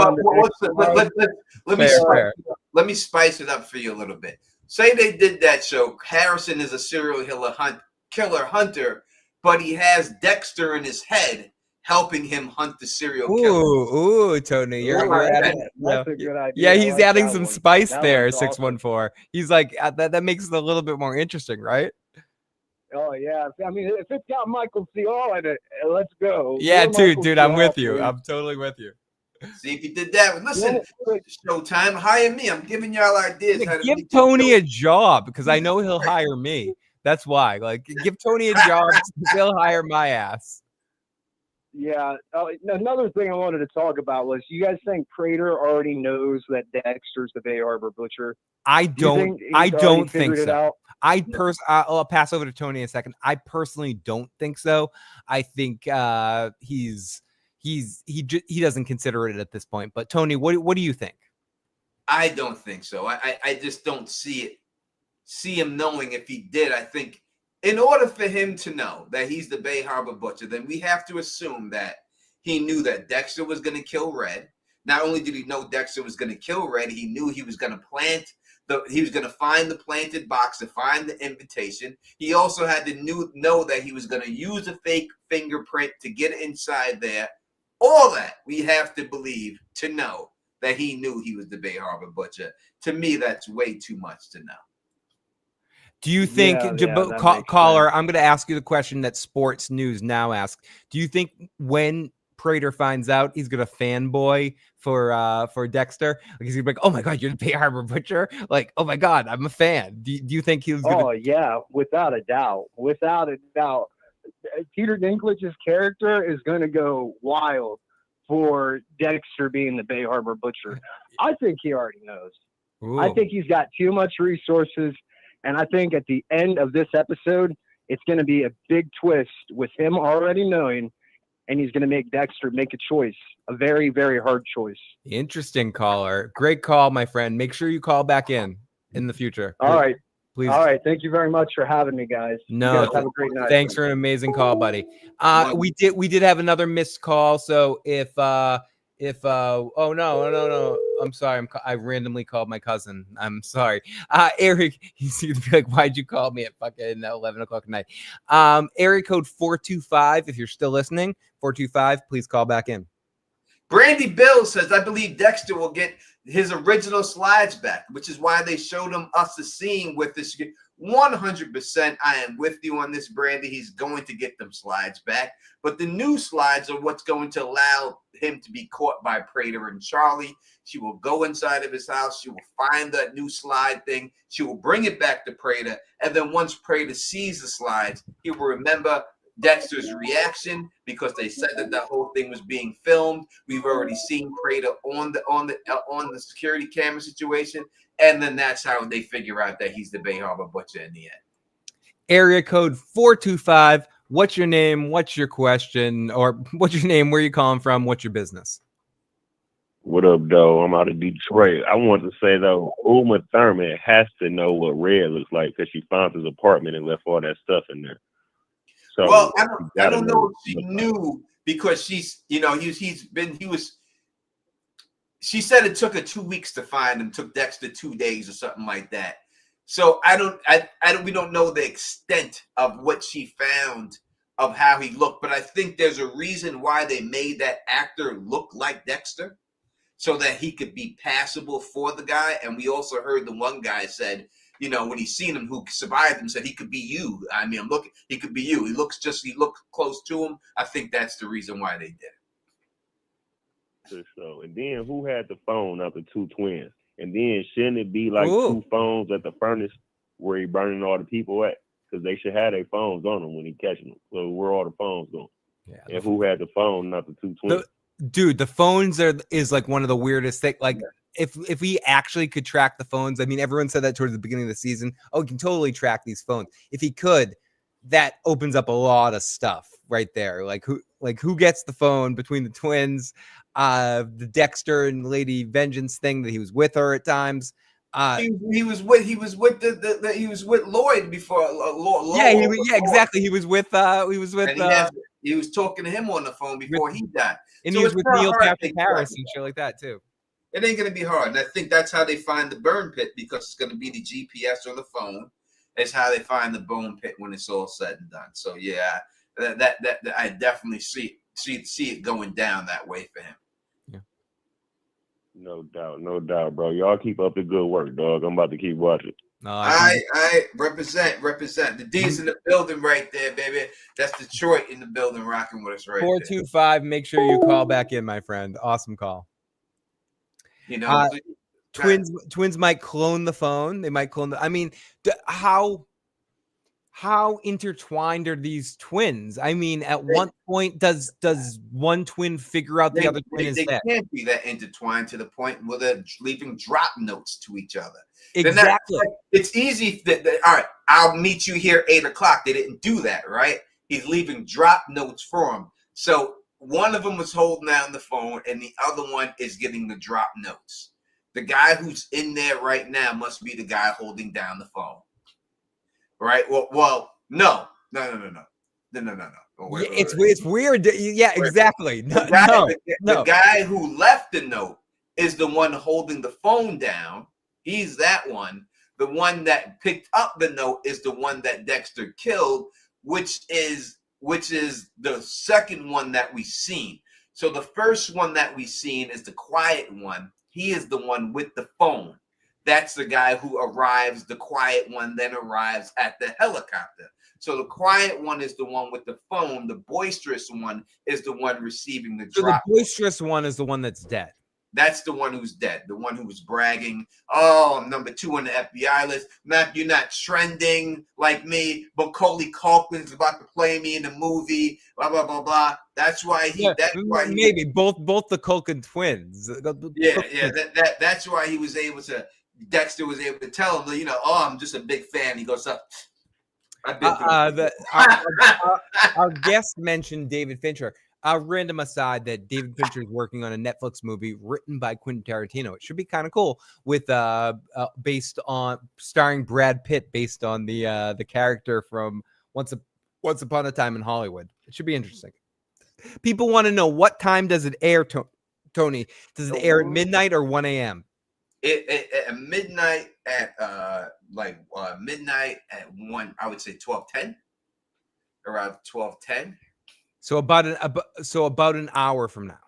Yeah, about an hour from now it'll air, like 12:10, 12:11. Which means we'll probably be on for another half an hour or so to give you guys some time. We'll get you to like 11:30, 11:45 or something like that, and everything else. Dude, we have 309 people watching right now. If you are not at 311, if you're not subscribed to Teflon TV and Phil the Issues Guy, please subscribe to both.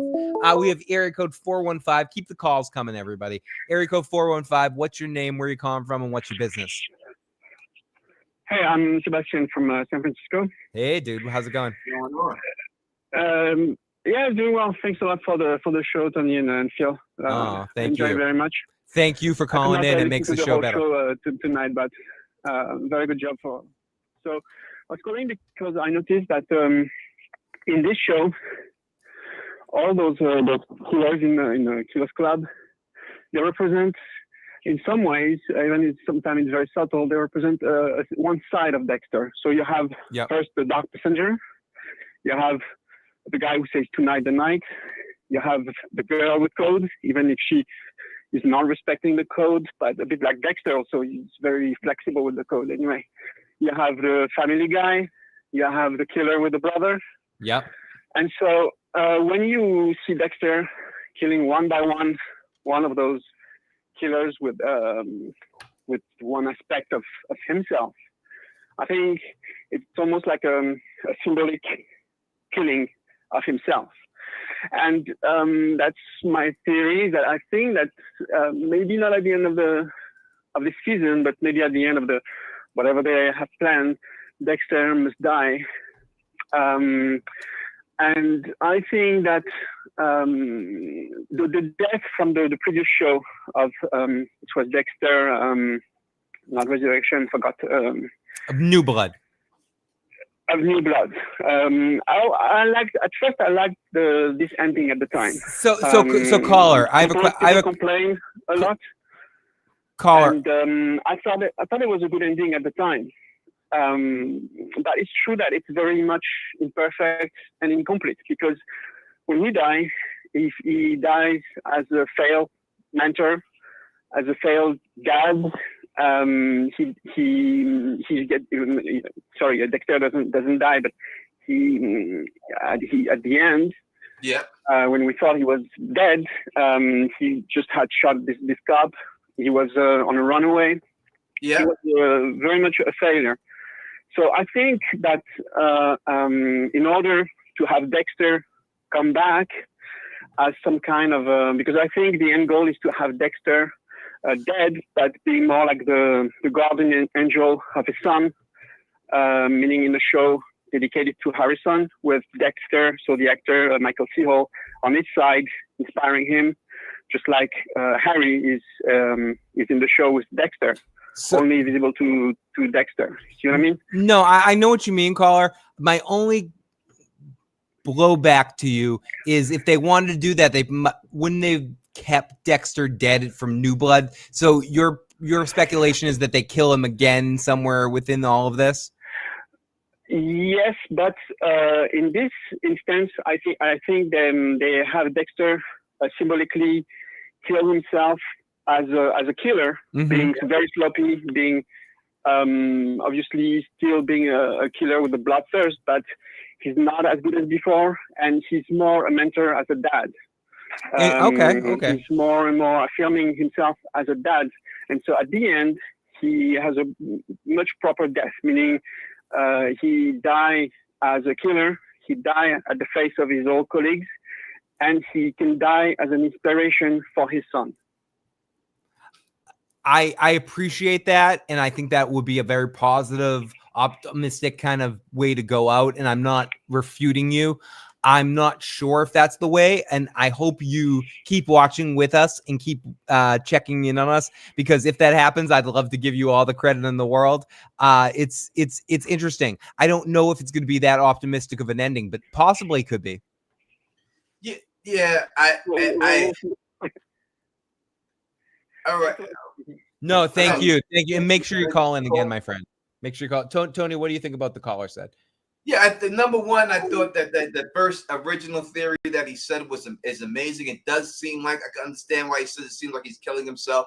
You do have Lady Vengeance, someone who didn't have a code that he thought had a code. He killed her. You could say that the ponytail guy is a guy who has a family. That's something he's like that he wants, and he's gonna kill him. Gemini killer, someone with a murderous brother. He did have someone like that. Yep. But that doesn't explain what the tattoo collector is, right? So to me, I look at he's learning a little bit from every one of these people. And I think that's what it's about to me, what this season's about. So from Lowell, the tattoo collector, he learned Doogie Howser. He learned the importance of having trophies. Because we hear him say that the reason why he doesn't get 1 second, caller, is because he keeps his trophies and it keeps him calm. So I think he learns that importance. Stay on the line, caller. He learns from the 1 second, caller. He learns from Rapunzel, that it is possible to keep a family as long as you keep your family far away from the whole situation of everything that's going on. He learns that from him. We don't know what he's learned from Gemini yet, what he's going to take from that, but we'll figure that out as it goes along. So I just think it's more about a situation like that going on. All right. I think you are right, Tony. And area code 210, make sure you call in after this call. Area code 682, what's your name, where you calling from, and what's your business? Yo, what's going on? This is Willie from Texas. Hey, Willie. What's up, the Don, man? I just wanted to call in and say I'm a huge fan from the From days. So waiting for that show to come back. Love what they got going on. Can't wait. I appreciate everything that you do, man. You do an awesome job with your channel.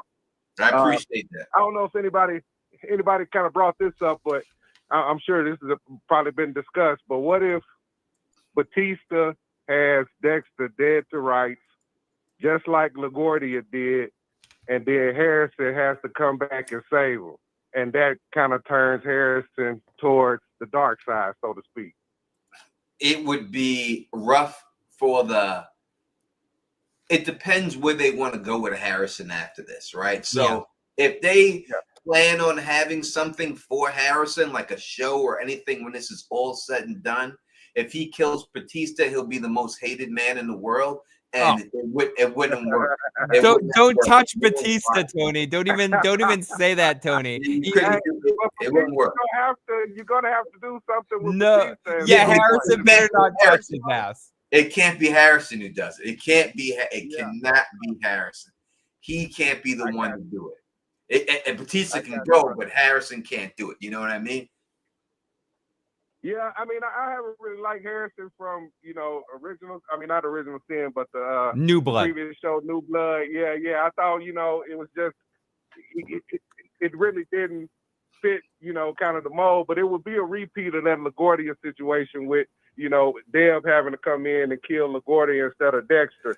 So, I see how close. And Harrison, is a character that I like to see him either choose whether he's going to go the dark side or whether he's just gonna, keep it cookie cutter and turn on his dad like he did when he shot him. Dude, I'm the same way. Like make a decision, make a play. Like I hope by the end of the season, Harrison goes in a direction. It isn't wishy-washy. Yeah, listen, man, the guy went in for the kiss and then ran out the room like a little kid, bro.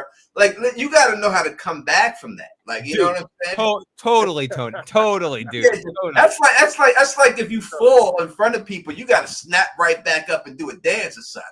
You can't just lay there and be like, You got to get your ass back up, you know what I mean, and play that shit off. Yeah, Tony, you're fucking hilarious. All right, fellas. Hey, good call, man. Good to talk to you. Keep doing your thing, and when From come back, I'll definitely be on your side. Oh, it's happened. They're filming right now, man. It's gonna be back soon, beginning of the year, next year. Yes, sir. All right, guys. Take it easy. Yeah, I'm gonna hit Liz up this week and see if we get Liz on this week. And we did. Oh, here it is. Area code 210. You just called in. Call back. Area code 210. We'll get you on the air right away. On the same mission. I've never seen a dog so still. Yeah, my puppy is like dead to the world right now. I don't know if it's still alive, Tony. No, you walked them too hard. I did. I'll tell you off air like all the walking I did this week today. Not at 10.5 miles today. Area code 210. What's your name? Where are you calling from? What is your business? Hey there. My name's Alex. I'm also from Texas. Welcome. I think the last guy was. Yeah, dude. What part of Texas are you from? I'm sorry. Say that again. What part of Texas? San Antonio. Oh, Represent, cool. Man. Cool. But anyways, my business. Let me say my business. My business is to talk about Dexter returning to Miami. It has to happen.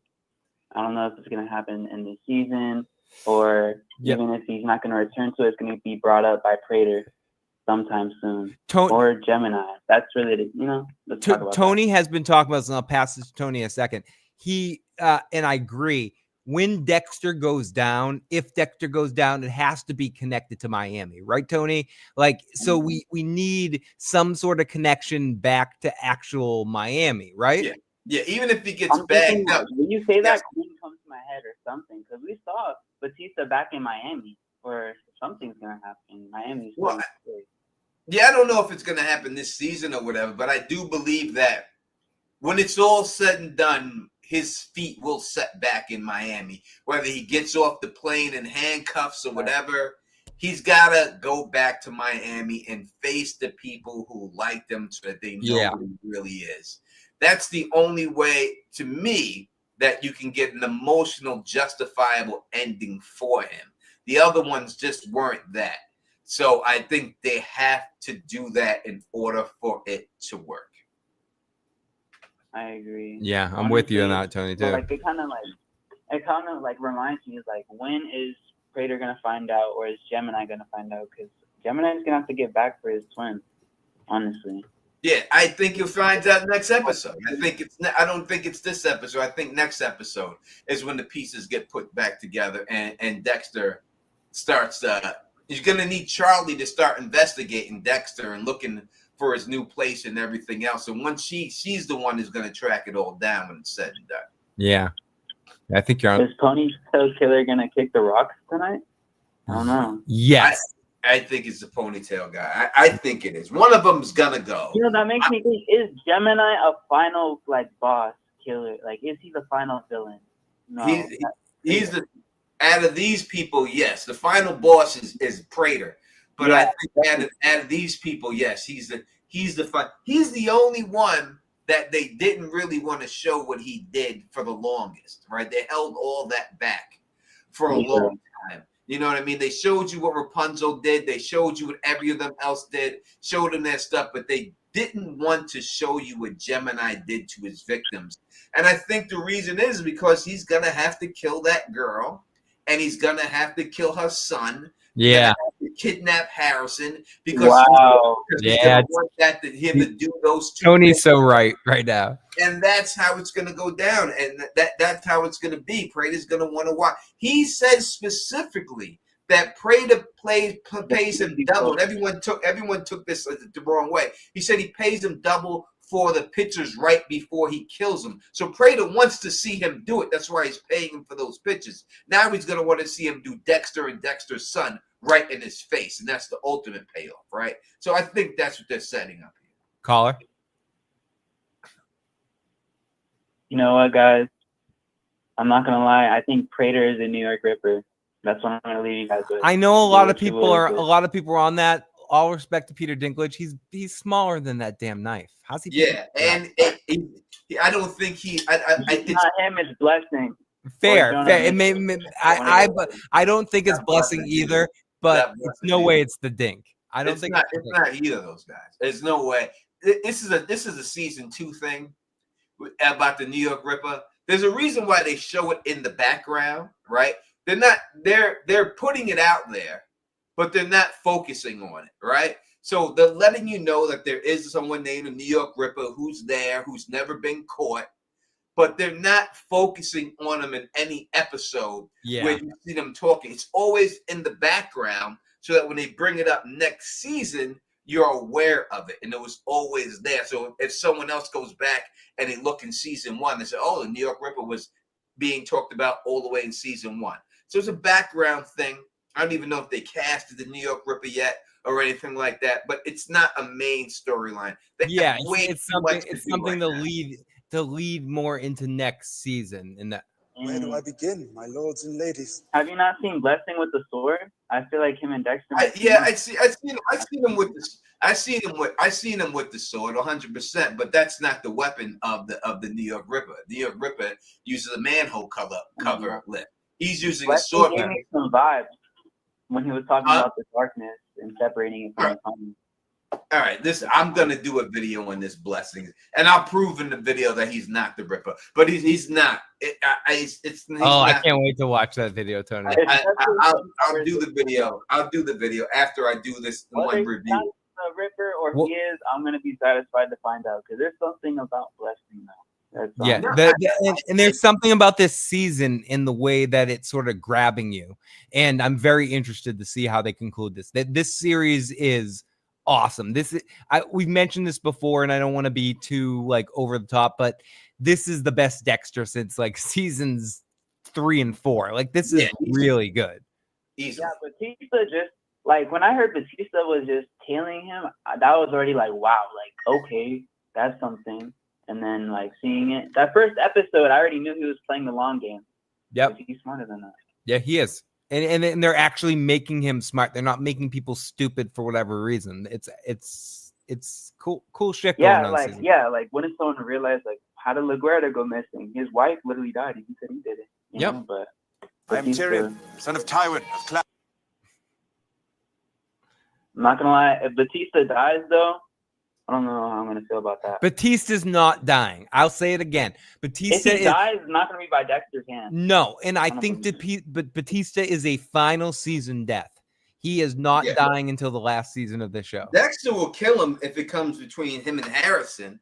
If Batista's about to bag up Harrison and Dexter is there, he's gonna kill him, and that's just what's good. That would be the more Deb moment of it than what the other person caller said. When Batista has no choice but to Dexter has no choice but to kill Batista to save Harrison. Yeah, you're right. I'm not gonna lie, I know Harrison's gonna go back to his dark roots though, because as a kid he even had those tendencies.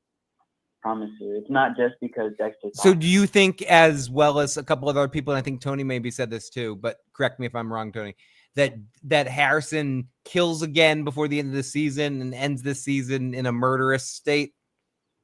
Yes, he has to, or else his character, I wouldn't say his character would be wasted, but like, I don't know. Like, he's had too much. You can't just, how are you going to live on with your life like that? I don't know. Yeah, I think that Harrison is going to get a big kill this season. I'm not going to say is it Bobby Bacala? No. He's going to get one of the main people. He might get a kill protecting his little girlfriend from the ponytail killer. Yeah, no, she's got to go. I don't know if there's no protection there. She has to go. There's no way around it. They have to kill her off and her son. Has to. It has to be done. There's no way to get through the season. You need to have an emotional thing to drive a wedge between them two, and that's the only thing right now that would do that. Reminds me of, like, I don't know if you guys ever watched Breaking Bad, but Jesse saw Andrea get killed just like that. Yeah, I was like, wow. Yeah, I don't know if you guys ever watched Breaking Bad. Yeah, have we watched Breaking Bad? Come on. What's up? Yeah, I don't know if you guys. I don't know if you guys ever watch like this show called The Sopranos. Yeah, we watch it. We love you, caller. Make sure you call back in next. Make sure you call back in next week. 100%, man. Great call right there. Great. Without a shadow of a doubt. Yeah, no, that's what I'm saying. I think that we only have a few episodes left. We only have 3 episodes of this amazing Dexter season. Do they stick the landing, Tony? They better. I mean, they better. I can't say if they're gonna, but I think they better. They really need to. That's the hardest thing to do, right? Sticking the landing is the hardest thing. Ask Kerry Strug in the Olympics with the limp going over the vault. And she stuck it with the one leg and got carried around by the coach when they won the gold medal for the USA. It's the stick that is It's tough to stick that landing, Tony. It's really difficult. It is. It's the Kerry Strug stuck the landing. We've I talked, remember watching it live. We've talked a few times tonight, Tony, about Game of Thrones. We don't have to go too far down that road, but Game of Thrones did not stick the landing. Dexter 2 times did not stick the landing. It did not. It did not stick the landing. I can go through a billion shows that don't stick the landing. Great shows, but the landing didn't work. Yeah, you know what I mean? How I Met Your Mother was another example. People say Seinfeld didn't stick the landing. You know, there's a lot of shows that could say it. You know what I mean? There's a lot of shows that didn't do it. The greatest ending of all time, 6 Feet Under. You know, and Michael C. Hall was a part of it, right? So he knows what a great ending is and what it takes to make a great ending. So I'm sure he wants that 6 Feet Under recognition for the ending of the show, and it actually does. 6 Feet Under does not get the love it deserves as much as The Wire and The Sopranos do, in the sense of being just in the same breath as those 3 shows. I feel like those 3 and Oz, those 4 shows are the building blocks of the television we have today, where you have Oz, The Wire, Sopranos, and 6 Feet Under. They really people didn't love The Wire ending. People didn't love The Sopranos ending. These are great shows, but people didn't like them at the time. I think now when you look back at it, it's grown on people. I think The Sopranos ending to me was already set up. I mean, when Bobby Bacala said that, said, "What do you think happens when you die?" And he goes, "I don't think nothing happens. I just think it turns black." Yeah, you cut off and you just turn. And that's it. And that's exactly what happens. I think that was set up, but I think it just. I mean, I remember when it happened that people were complaining to HBO that their cable network shut off. And dude, I remember watching it. I was fucking freaked out. And someone said, who had said that? Derek G. I'm also very excited for the Stranger Things finale. Yeah, that should be really good. It should be good when it's all. The last season was the best. Was one of my favorite. The season with Vecna as the villain. The most recent season was very fun. Yeah, so it's hard to do. It's nothing that I hold it. That's an easy thing to do. There's not many. MASH stuck the landing. MASH maybe to this day could be the most watched episode of television of all time. Cheers stuck the landing. Cheers was amazing. Let me see how many MASH finale viewers. Let me see how many. It's insane. I feel like listen, there it is. The ending. The last episode of MASH drew 106 million viewers. How many people watched the last episode of Cheers? 106. Let's see, million viewers watched that. I feel like it was like 80 million probably for Cheers. 80.4 million. Yeah, 80. Yeah, still incredible. Not MASH, but still fucking 80 million people. I don't think anything's beaten MASH, and I don't think anything ever will beat MASH. But that is what they're looking for. You're looking for endings like that, right? And everything else. You're looking for that. I was one of those 80 million people watching Cheers. Yeah, it's saying statistics are saying 125 million viewers for MASH. For MASH 1983, February 28th, 1983, farewell was the most of all. 125 million people watched that. All right, there, which is nuts, bro. Nuts. You know what I mean? People are getting 8 million views an episode that you're a hit. You're talking about 100. Watching live. Watching live all at the same time. Imagine getting views on YouTube. 100 million people in the fucking chat right now watching this. 125 million people in the chat right now watching. No one's done. That's no Mr. Beast. Vincent has asked this question a couple of times. Tony, do you think that Astor and Cody would return? Yeah. I think they will return. Again, I said earlier that if Dexter gets killed when he gets captured, it could be one of those people that kill him in the end. But I do think they come back because Harrison needs some type of siblings. He needs some type of roots. You know what I mean? Especially if he's going to go off his own and be in college and stuff, which brings a whole new dynamic, right? Of have Harrison in college with a bunch of college girls in there and all the dickheads that are in there in college with him. It brings a whole interesting dynamic. Now you can't have Dexter like a creeper hanging around the college people. That would look nutty, you know what I mean? But it would be a Ted Bundy-ish situation if he did that, right? So it could be a whole new dynamic with him in there around those people. We got a glimpse of what Dexter was like right around there with Deb and everything else. And I think they can expand on that with Harrison having him go to college today. Wow, we're 20 minutes away from the premiere of this episode, Tony. Anything else that you're hoping from this episode that we haven't talked about already? I'm hoping I'm right as always, but if I'm wrong, I'm fine with it. But no, in all honesty, I think it's going to be an amazing episode. I really think that this is going to be a good one. I'm really looking for. I think the next episodes, I think all are going to be good. I think they're gonna end this with a bang.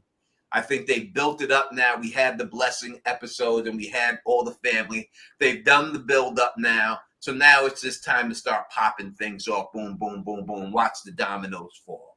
I agree. I think the end of the season is going to be so intense and kind of build up and go to a crazy point. I think they're expecting that they would have got more seasons. So it's going to be kind of leading into another season.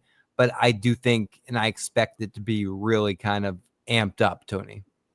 Yeah, I am with you 100% on this whole situation. I think it's going to be amazing. I think they're going to they hit it off, and it's going to do really good. And I can't wait 100%. I can't wait. We're only a little bit away from it and everything else. So once y'all get your popcorn ready, get everything. We'll be back again with another live stream. Tony, we got 300 people still 300 watching. strong. 300 strong we came up in here with. That's because y'all liking the video and sharing it and everything else. Keep doing that. Make sure you subscribe to Philly Issues Guy channel. Teflon TV. Make sure you do that and everything else. We'll be back again. I have my video out tomorrow of what happens on this episode of my theories. I'll have that, and then after that, I'll post why this dude. Well, we'll find out tonight, right? And Blessings is not going to be it, but I'll still post up why. Blessing is just a good dude. People just got to accept some people for who they are, and I think it's hard to do that in a Dexter series. That it's hard to accept. Listen. I'm David. I'm not telling you that MASH was a great show. Yeah, no, look, we're not talking good or bad. That's a different conversation altogether. I'm saying that the zeitgeist that it captured to have that many people. Tony, American Idol is the best show, but like to ignore the ratings that it got, if we're talking about ratings and people's eyes on it, is insane. Shows that suck sometimes get crazy ratings. Yeah, we'll be back Sunday because it airs on Sunday on Showtime.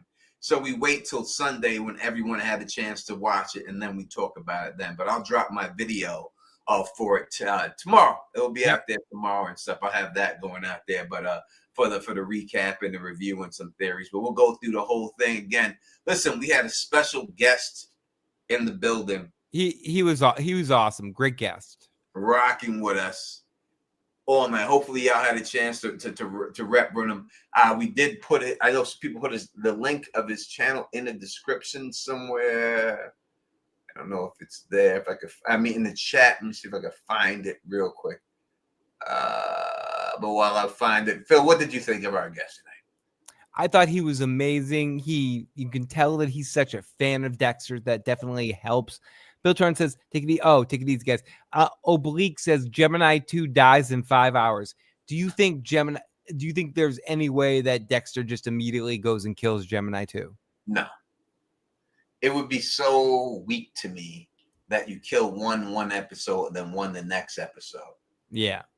It just doesn't. No, Debzilla, we're gonna answer your question right now. Please put it in the chat. We will not end the stream until we answer your question. What's Debzilla's question? I know what you're saying. No one will answer our question. We're going to answer it for her as soon as we see it in the chat. We're going to wait until we see. We're not going off the air until we answer Debzilla's. Yeah, what's Debzilla's question? I'm not done until we get Debzilla. 100%. We need to see Debzilla's question. Put the lotion in the basket, or you get the hose again. Come on, Debzilla. Oh, here it is. Oh, where can I find the blessings with the sword clips specifically? It was on, I think it's the Dexter either coming soon or coming this season video. It's that video that it's on, like Dexter coming soon. Like clips from upcoming episodes. That is what it's on and stuff. You know what I mean? And that's the way it is. So yeah, it's on one of those. If you go to Paramount Plus on YouTube, you should be able to find it on that channel right there and everything. Oh, yum. Oh, fucking Yanks. Thank you for that super chat donation. And I'm gonna get some cheese pizza with this $2. I'm gonna get a slice, a delicious fucking slice. Thank you, Yanks, for realizing that I am the eater of the cheese pizza. That is what's up. All right, let's say thank you for Bryan Lillis again, rocking with us all night long, chilling for a half an hour. He did over a half an hour. He doesn't say half an hour. He stayed over a half an hour. We have his super chat here. Thank you, saying great stream, guys. We truly appreciate that. Let's get down there. This is the best Dexter. Yeah, I agree. And these are the best Dexter channels you're dealing with. Downtown Teflon Phil Issues guy over here. You know, we do the best. And we're going to have other YouTubers hopefully on here rocking with us and stuff like that. We already had our girl Melanie Media up on here. We'll probably have her back come on and everything else and stuff. And you know, we're just going to be rocking with you and stuff. Again, let me just thank again Bryan for rocking with us and coming on. Bryan was great. Great. Well, it was a great interview, great guy. Wish him nothing but the best. We'll see if we can get him back on here again and everything else. Thank you, Lights, Camera, Action, for everything you do. We truly appreciate it. All right, people, you got 11 minutes left. Get ready for the show. And if you like the way we do this, please thumbs up this, spread this across the realm, and of course, subscribe. And until next